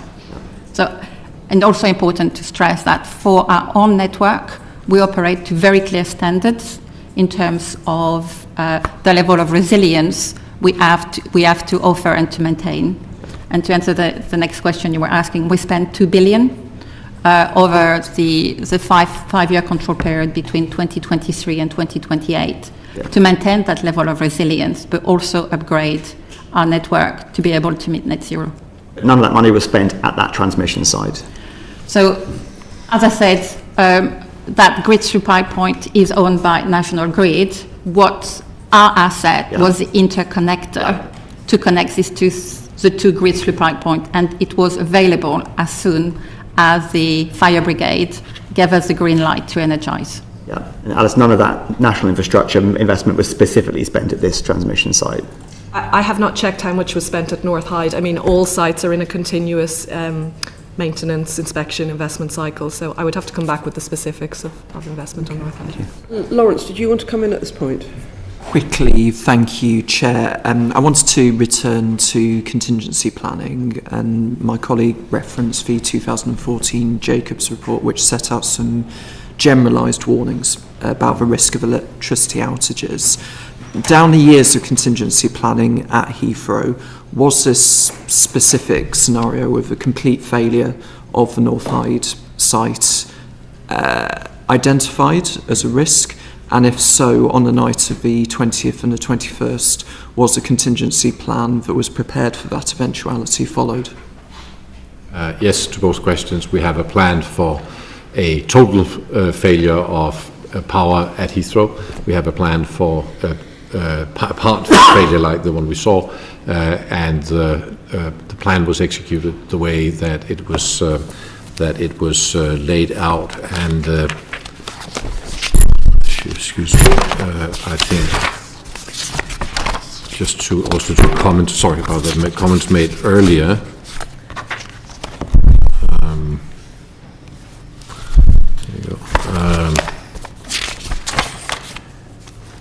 That at 0200, so the decision was not taken that long. The airport chief engineer uses prepared resilience plan to begin reconfiguring of the supply to Terminal 2 and Terminal 4. This is likely to take 12 hours in total. Just tease out the fine difference. You said the contingency plan was prepared for complete loss of power. Both. Is that the same as a contingency plan being in place specifically for the complete failure of this substation? There are two different plans, one for complete failure and one for a part failure, part loss, as in this case. And that's the one that was put in motion. Okay, I am keen to get on to the impact of on passengers and airlines, but just very briefly, Scott, you've got just a couple of questions.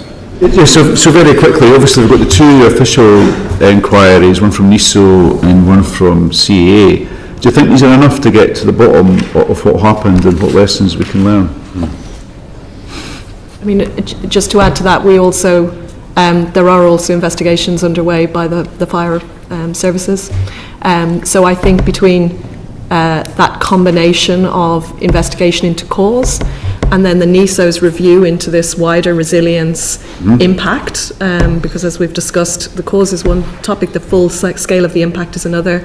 I think we should be in a good position, and the CAA doing their work to understand the full set of opportunities to learn from this event, yes. Welcome the CAA investigation and report.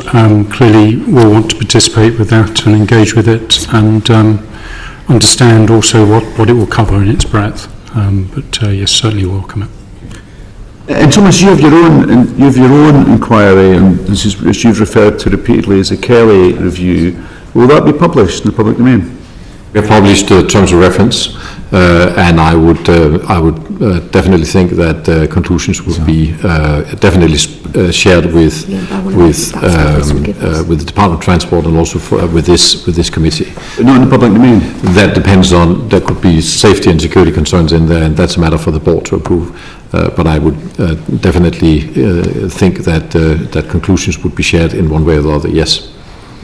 And you know, and if these reports show that either you're poorly planned or the airport dealt with the situation poorly, will you reconsider this issue around compensation to the airlines and also passengers and your many stakeholders on site? I think that we should do. I have had that concrete discussion with both the CEO of Virgin and the CEO of British Airways, that we have agreed that the whole matter of compensation, we would actually like to have a discussion about when we know the facts, including why this fire started. We are almost 2 weeks in and we still don't know why we had a fire.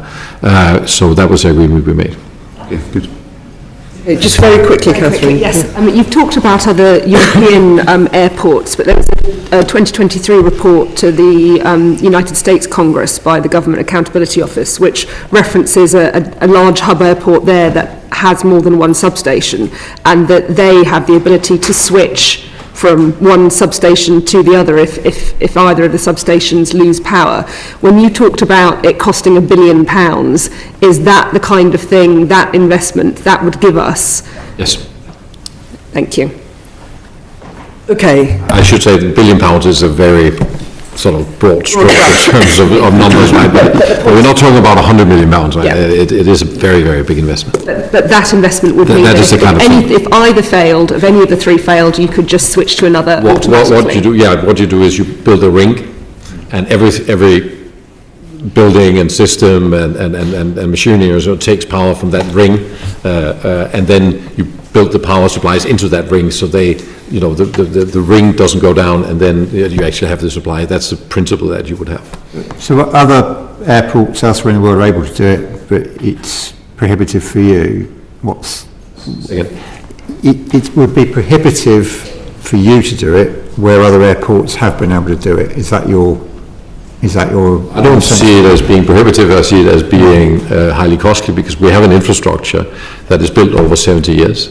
It's been built in parts and put together in parts. Resilience, as you know, has been considered many times, and we have discussed resilience. You've told us that. So your point is it would just be it would be that much more difficult for you. Yes, it's a retrofit, and of course it's a discussion we'd have to have with airlines, because... And in an answer to a similar question earlier to me, you said you weren't aware of whether the board had considered that spending decision in the past, and you're going to come back to us on whether the board has at any time considered but turned down that decision, I think you said.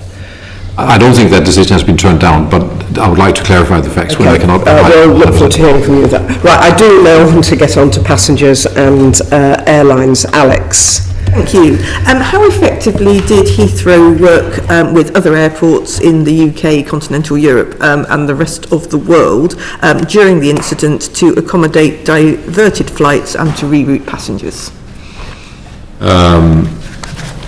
The air traffic control services are handled by NATS, who's responsible for managing the UK airspace, and their standard protocols were used. It is a matter directly between the airspace management and airlines and other airports to facilitate that. We do not have visibility of where aircraft are exactly. It is clearly airlines' wish to manage their own aircraft. So there's not a sort of a process where we coordinate with other airports, because that is the prerogative of airlines to do that. Is their aircraft, and they're not asking us to do it either. Whether a process like that could be replaced, I wouldn't rule out, but I think the most efficient is for NATS to do that via their control center, because they know where the aircraft are and they know where the airlines want them. And we, of course, kept coordination with NATS throughout the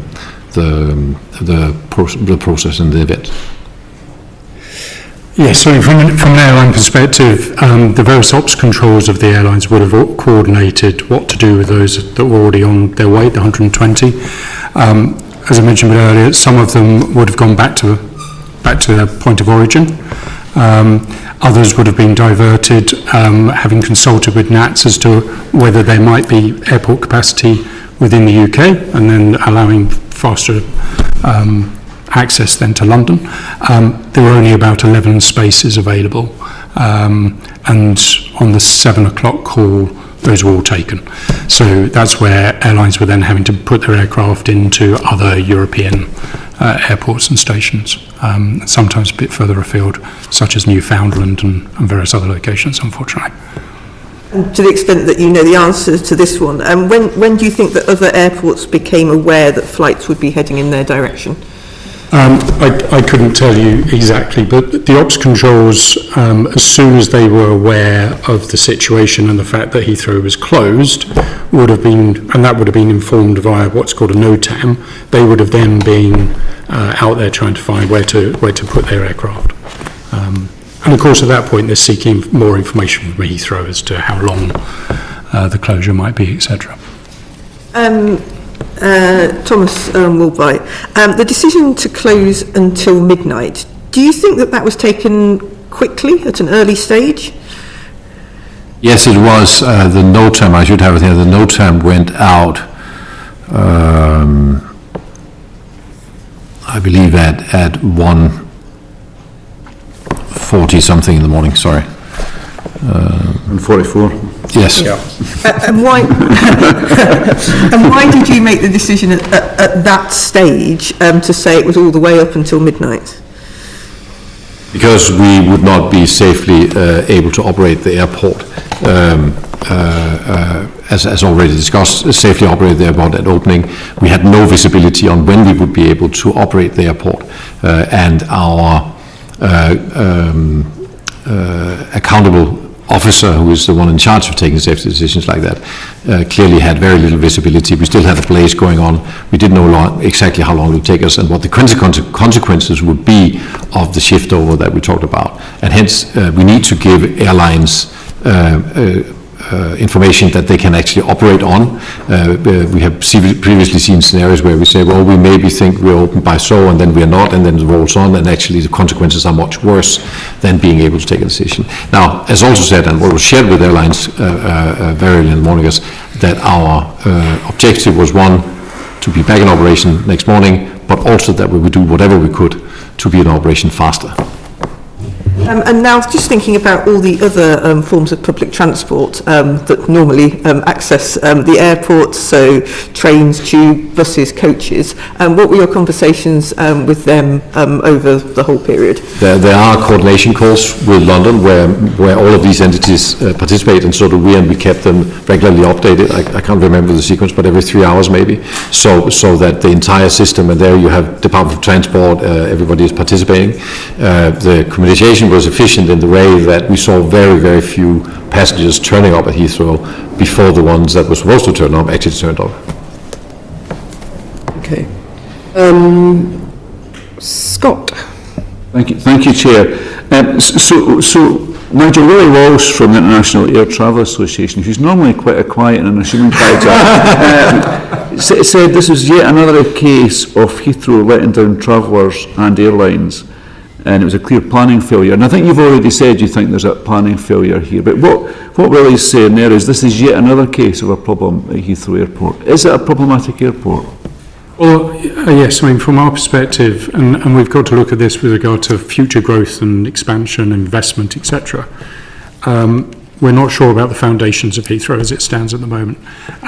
There have been a series of events such as this, and give an example. Sorry. Well, we've had outages during last year where we had 82 baggage system issues through the whole of last year, and thousands of bags misconnecting. And, you know, from a point of view of value, as I said before, this is the most expensive airport in the world for passenger charges. And the reality is that we don't get good value for money as airline users and as consumers. And we need to have better surety of that value and the value potential in terms of efficient investment, efficient services, etc. As we move towards expansion, airlines are very supportive of expansion, but it can't be under the existing regulatory framework and model because it's just not delivering the efficiency and value that we would expect. And this when you mean regulation, you mean the way Heathrow is regulated by the government, you think? So Heathrow is regulated by the CAA, and there is basically a 5-year cycle of that regulation. Clearly, there are expansion proposals being tabled, hopefully later this year, and there's some big numbers associated with that, very big numbers, into the kind of 40 to 60 billion. We cannot go in that direction without a fundamental review of the economic model of Heathrow, because at the moment the charges today are about £25 per passenger. That's £50 per passenger for a long haul flight. We think with rates and the business rates, that could increase by another £5 to £6 in 2026. So there you're straight into kind of £30 plus. And then the next regulatory cycle, it could be another £5 to £10. You know, the numbers are going in the wrong direction already. If we then add on 40 to 60 billion onto the regulated asset base, it just won't be affordable, and we'll have a white elephant, frankly. So yeah, Willie's comment is absolutely right. We need to get a grip of this situation with Heathrow, and we need to have an airport that we can all be proud of and that really delivers great value to the economy. So Thomas, you've been in the job for a year or so, you explained, and I guess you've come to terms with operation now. Is what Nigel's saying a fair assessment, or has he been a little bit harsh on you? I think we need to understand the context that Heathrow operates in. Heathrow is one, in terms of space, the smallest airport of hubs in Europe. Just an interesting KPI, we operate 6.5 passengers per square meter of airport. The closest to that is Frankfurt at 2.7, Amsterdam at 2.5. Does that excuse all these problems around baggage handling and all the rest of it that Nigel was what I'm making clear is that Heathrow is a highly utilized, very dense, very utilized, the most efficient airport in Europe in terms of runways, in terms of square meters. So you want to make it denser with this expansion, don't you? Sorry? You want to make it even denser? No, we'll get it less dense by expansion, because that will give us more space. Okay. So what you can say is that we are operating at capacity, which for any operational system is not a healthy situation to be in. But that is where we already are. Excuse me, but you're choosing to operate at capacity. You could operate at 5% capacity. We do that, yes, but our airlines wouldn't like that, because that would reduce the number of passengers, which is what we all live from. So that we are under pressure all the time to accommodate more passengers in our system and more flights in our system. We operate the number of flights to basically 100%, and passengers, we do as much for our airlines to accommodate as many passengers as possible. Don't forget, on that point, we're totally aligned as airport as passengers. Now, if we were to reduce, and there has previously been talk about that, to reduce capacity, there would be an uproar from airlines, and that's also what happened, for example, during COVID. So we are all aligned that we want as many passengers as possible. You can say the short answer is that we should have expanded Heathrow many years ago. That is, I think, the short answer. We are operating at a very, very, very high level of efficiency, and of course we're working with the airlines to make that and to make that an experience that is as efficient for the airlines as possible and as pleasant for the passengers as possible. Now, since I came, I put in place a strategy that specifically talks about value for money, that we want our airlines to perceive better value for money. Are there ways we can do that? I hope so. But as I said, expanding Heathrow, if we want that additional value for the society, getting another runway is really the only solution, because at the current time we're running at basically 100%, and as you know, when you run a system at 100%, you wear it down faster, and your likelihood of getting failures is bigger, and we're working every day with our airlines to minimize that. Right, so just to close off one last point as well, and I think it's been touched on earlier, is around the communication with airlines during this event. And so some of them have said that you're quite slow to respond, and the airport wasn't good at keeping up with the data update. And Nigel did give that example of a Teams call with 1,000 people on it, which sounds horrendous, but I guess you were in uncharted territory. Is there lessons that can be learned through how you communicate? And do you acknowledge some of those concerns about how airlines didn't always feel they're in the loop?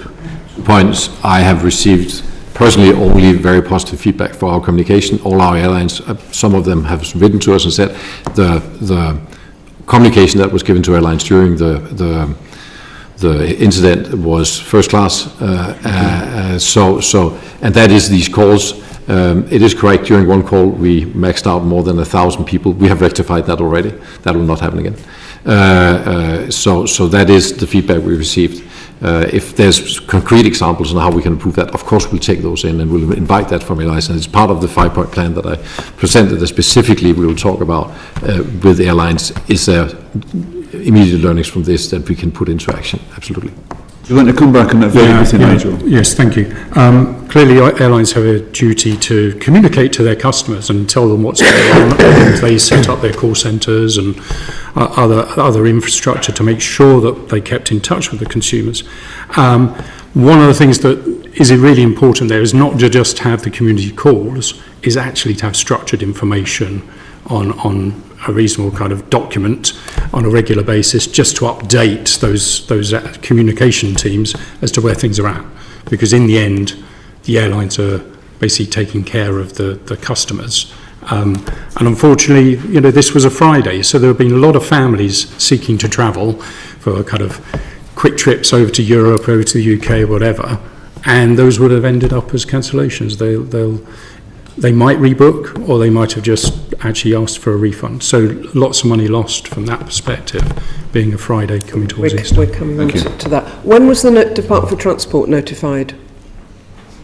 I think 3:30 in the morning. 3:30 in the morning. Yes, and we kept continuous updates. I spoke to the Director General at Department for Transport and the CEO of CAA several times during the day. Okay. Baggy, did you just want to pin down some more detail on around lessons into recovering? Can I just start by saying I visited Heathrow last week, and for an untrained eye, I was really impressed on I visited Heathrow last week, and for an untrained eye, I was pretty impressed on how everybody, the airport, the operators, baggage handlers, border security, everybody was working, and it looked normal to me. So I think there's general agreement that within a day or so, everything was back to normal. But just teasing out the point Scott was making around lessons learned, is there a collective approach to assessing what lessons can be learned, logging those, but doing that together rather than everyone doing it individually?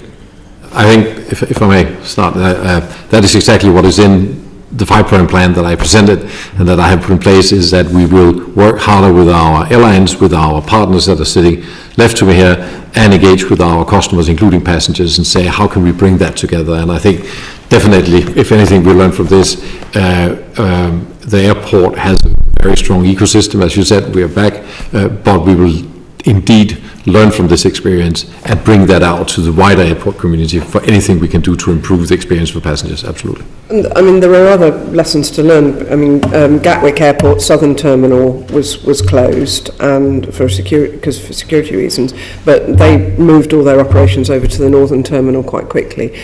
Nigel, sorry. I think there's an opportunity for the airlines to share more about their command and control structures and the frameworks they use. They are very mature and very well versed in these kind of events around the world. So I think there's opportunity for us to share more with Heathrow in that perspective.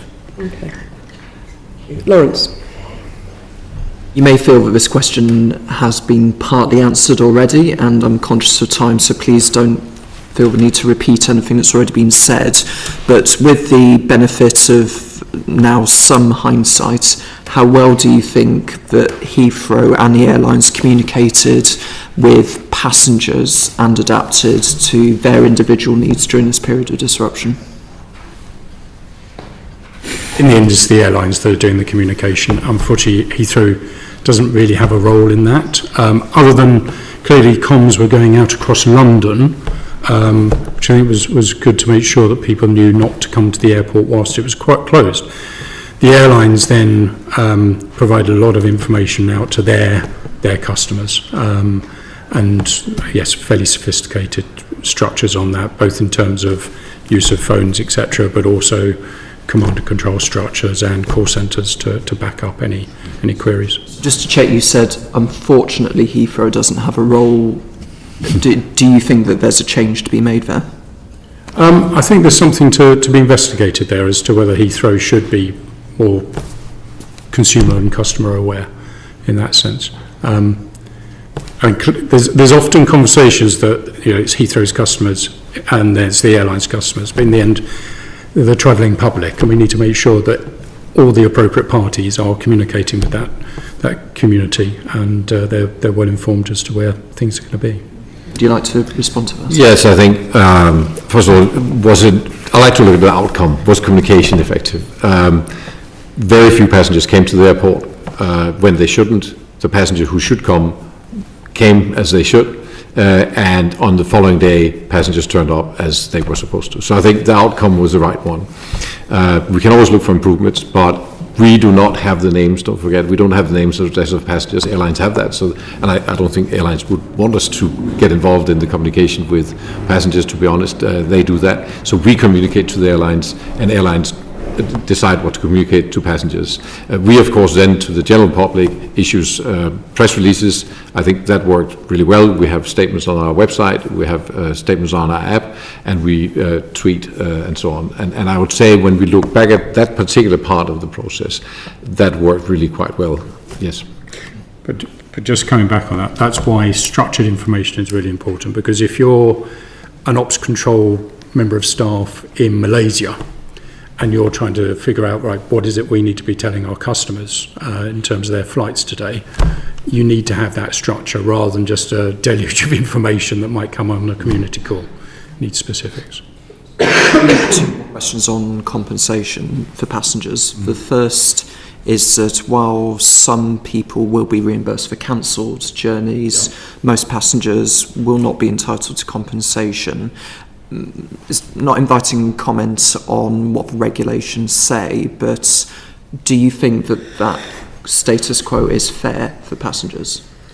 I think in a circumstance where it's completely out of the control of the airlines will make sure that the individual has food, drink, where necessary accommodation, and they're also then obliged to make sure that they are either refunded or rebooked.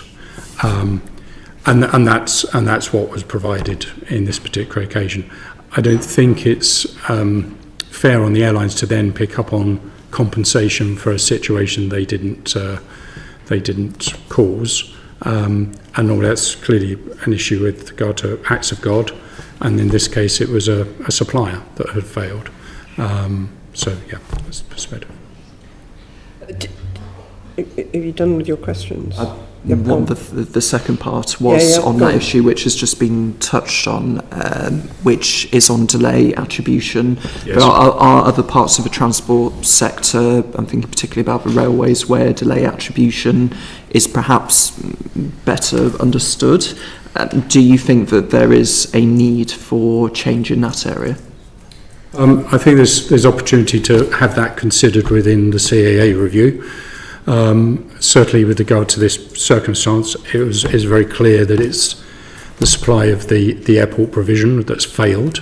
It does take me back to the issue of who's liable in that kind of situation. And from our perspective, the liability sits with the airport and their suppliers. And on that, is Heathrow going to seek compensation from the suppliers? I think there we're back to knowing what actually happened. When we know what actually happened, we will have a position on that.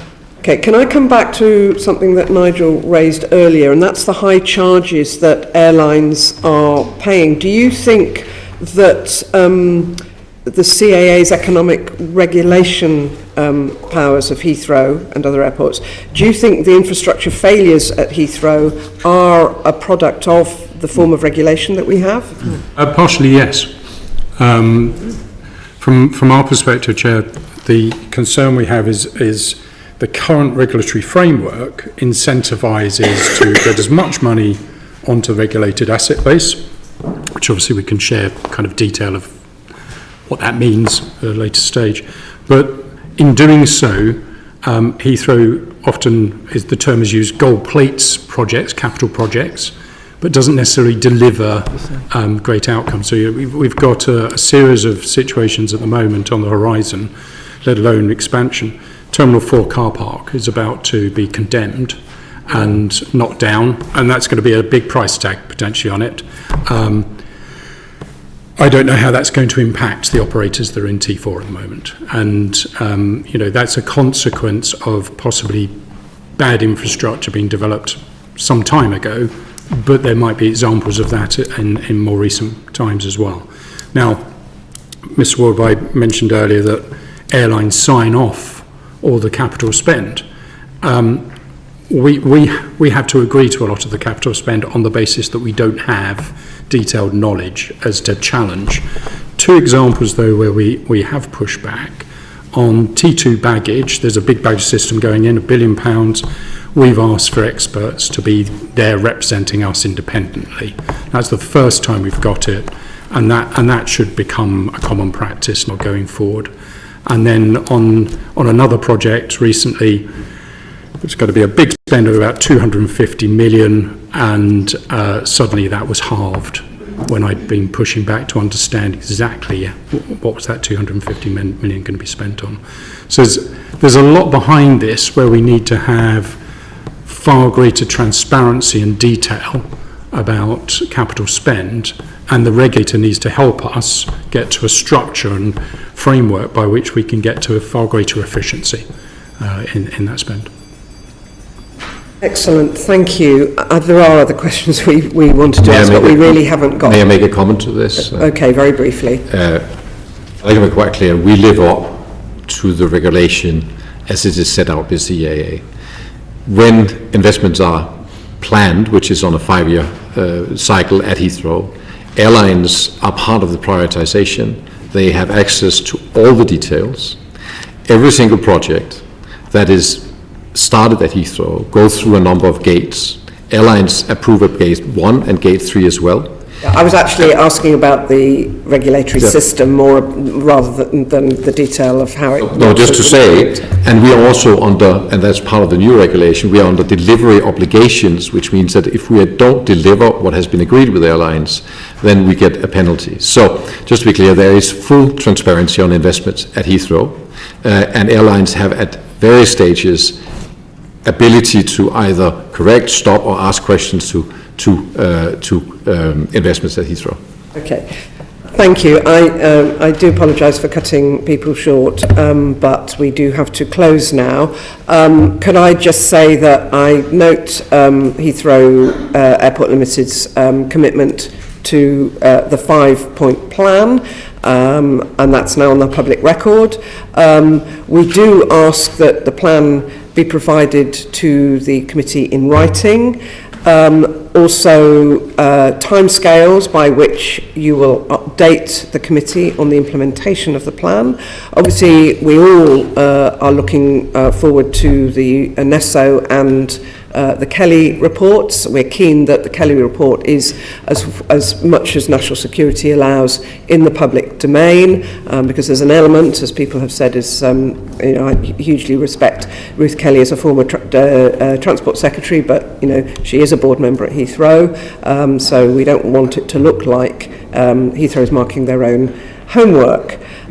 So, in conclusion, I'd like to thank all of you for your evidence today. Do feel free to write to us with anything that you felt you've not been able to cover adequately. I think we've all found this session really valuable, as have, I assume, many people watching it live. That concludes today's meeting. Order.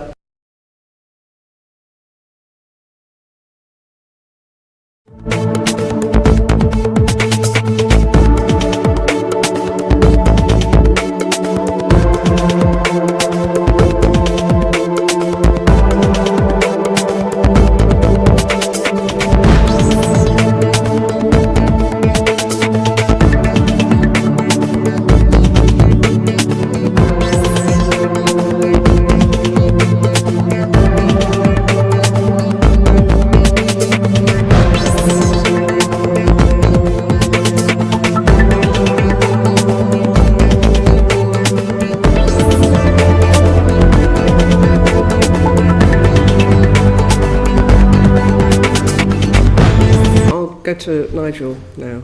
Yes, thank you, Chair. From our perspective, this actually went back a few days because I'd actually warned Heathrow of concerns that we had with regard to the substations.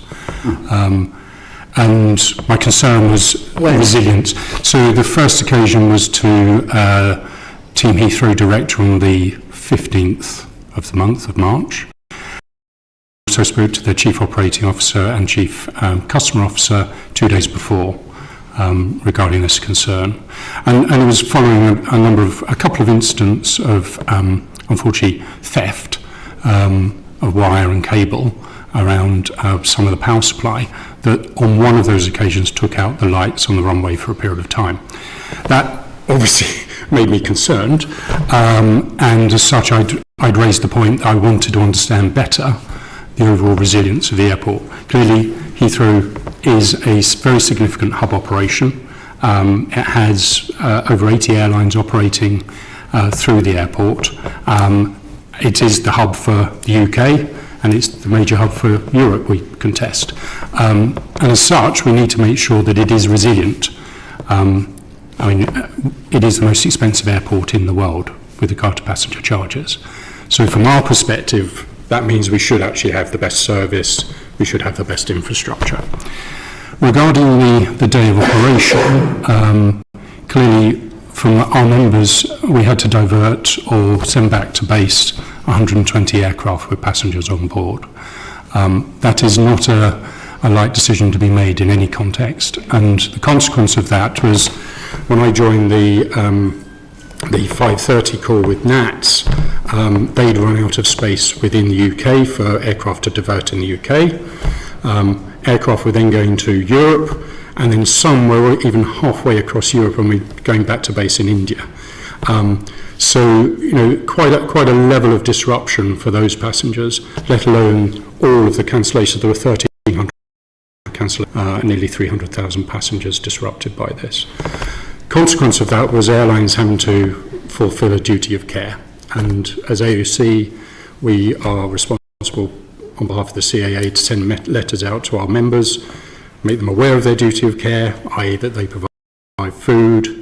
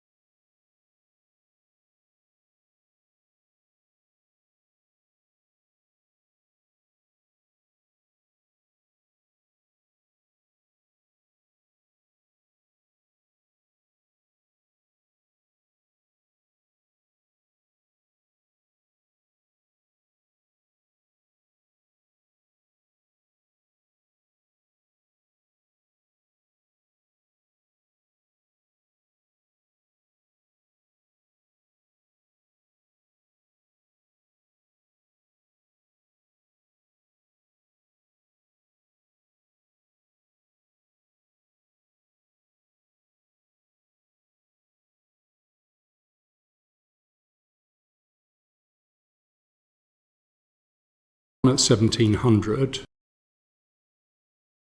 out after every one of the community calls, just to make sure information was getting out there. Heathrow does have a community app, one on your phone that is almost a scroll down of updates, but for global communication that's not good enough. So you need to actually have more structure in the information.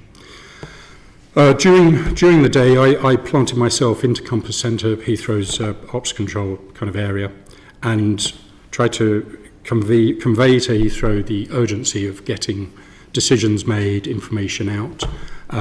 British Airways had let me know that T5 for them was operating and available to operate in the morning. They checked in with NATS that the runway was okay, NATS could operate effectively. So they really did want to be able to, one, receive repatriation flights. So some of those flights that were stuck in Europe with visa problems and various other things, how to get those back in. Now those did come back, some of those came back in late in the day, but T5 could have been ready to receive those late morning, is our conjecture.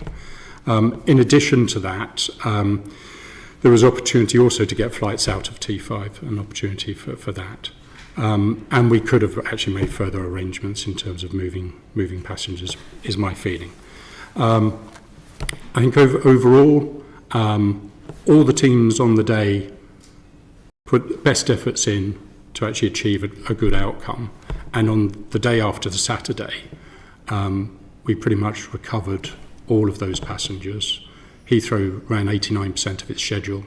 We had 50 extra flights coming in. Airlines were upgauging the aircraft, increasing the size of the aircraft, just to minimise the impact on the passengers. And the view is that by Sunday, we'd cleared the backlog of passengers. Yeah, I mean, there's a lot of supplementaries that I think people want to ask, but I do want to let Alice and Eliane answer the introductory question. So, Alice. Thank you. And again, this is a very rare and significant event, and we are very sorry for the disruption that was caused, very significant level of disruption. I thought it might be helpful if I just briefly set out the different roles.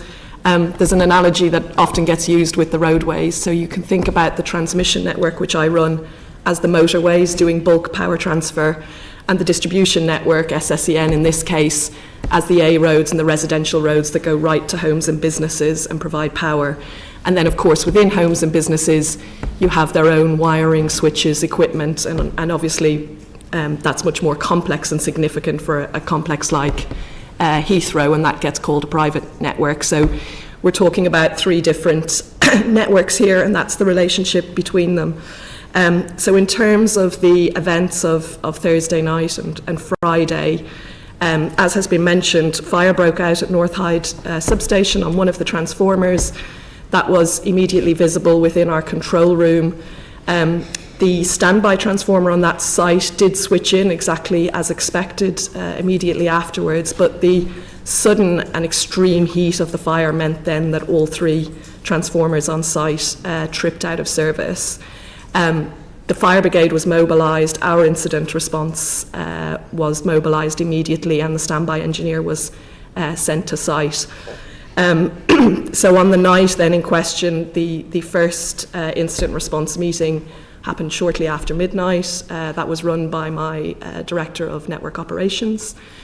Following the sit rep that they did, where they established the situation and the severity of it, had feedback from the standby engineer and the fire services, they alerted me of the situation. So I became involved at that stage. I did the second incident response meeting early hours of the morning, and then travelled immediately to site.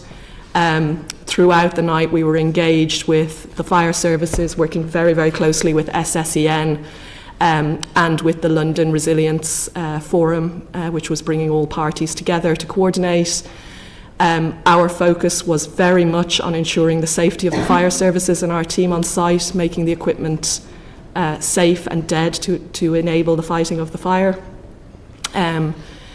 I arrived on site early morning. It was very stark to see the situation on site, the extreme nature of it, and how professionally and diligently the teams were working to ensure safety and to fight that fire. And the absolute focus was on restoring customers in the wider community, which I know Eliane will talk about how that was achieved, and on returning supplies to North Hyde substation itself. We had confirmed the rest of the network was secure and operating as expected. In cooperation with SSEN, we returned one route to North Hyde about 10 a.m. And then worked through the day to secure a second route to North Hyde that evening. So very, very focused response on safety and the speed of returning. And of course, throughout that, there was a lot of working with the local community, for whom there was a huge amount of disruption as well. So, you know, again, just to say, this is a very rare event. It is a very serious event, and we really welcome the investigation and the opportunities for us to learn across what is a multi-party event with many interfaces and many considerations from resilience. Okay. Thank you. Leanne. Thank you very much. First, I'd like to thank the committee for the invite to present and to give evidence and explain the step we took as a local distribution network operator to restore supply to all our 67,000 customers, including the North Heathrow intake, as what was a very unusual incident. As Alice mentioned, the National Grid substation at North Hyde has 3 supergrid transformers. On the night, 2 of these supergrid transformers were operational.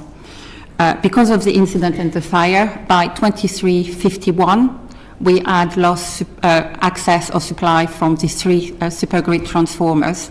I was called at 23:57, and at that point we initiated our recovery program, which is very well rehearsed.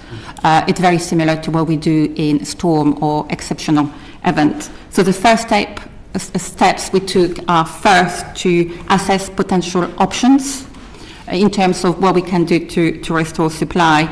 And the way we do it is we restore supply by switching our customer on the network, which means we reroute our network both through remote switching from our control room, and for the lower voltage, then we dispatch workforce on the ground to switch manually.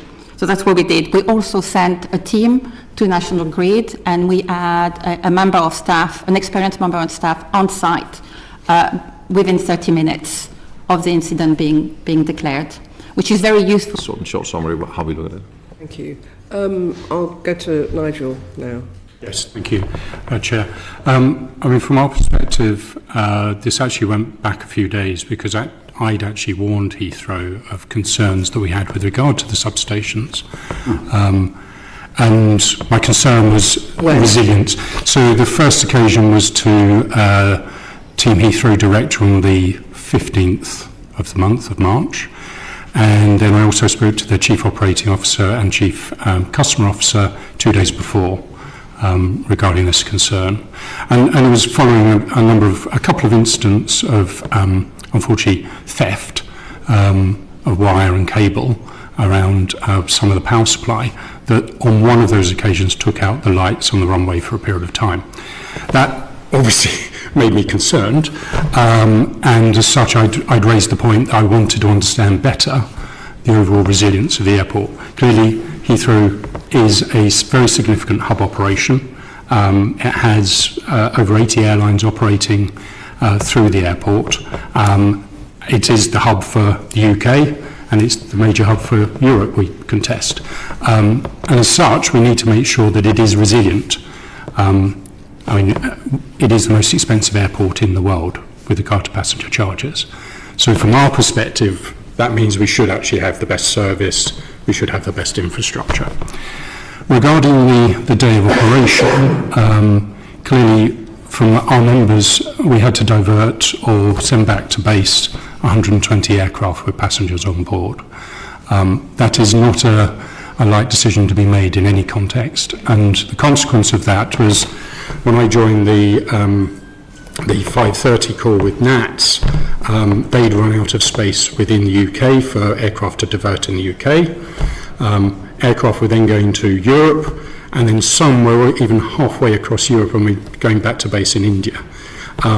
So, quite a level of disruption for those passengers, let alone all of the cancellations. There were 1,300 cancellations on the day, nearly 300,000 passengers disrupted by this.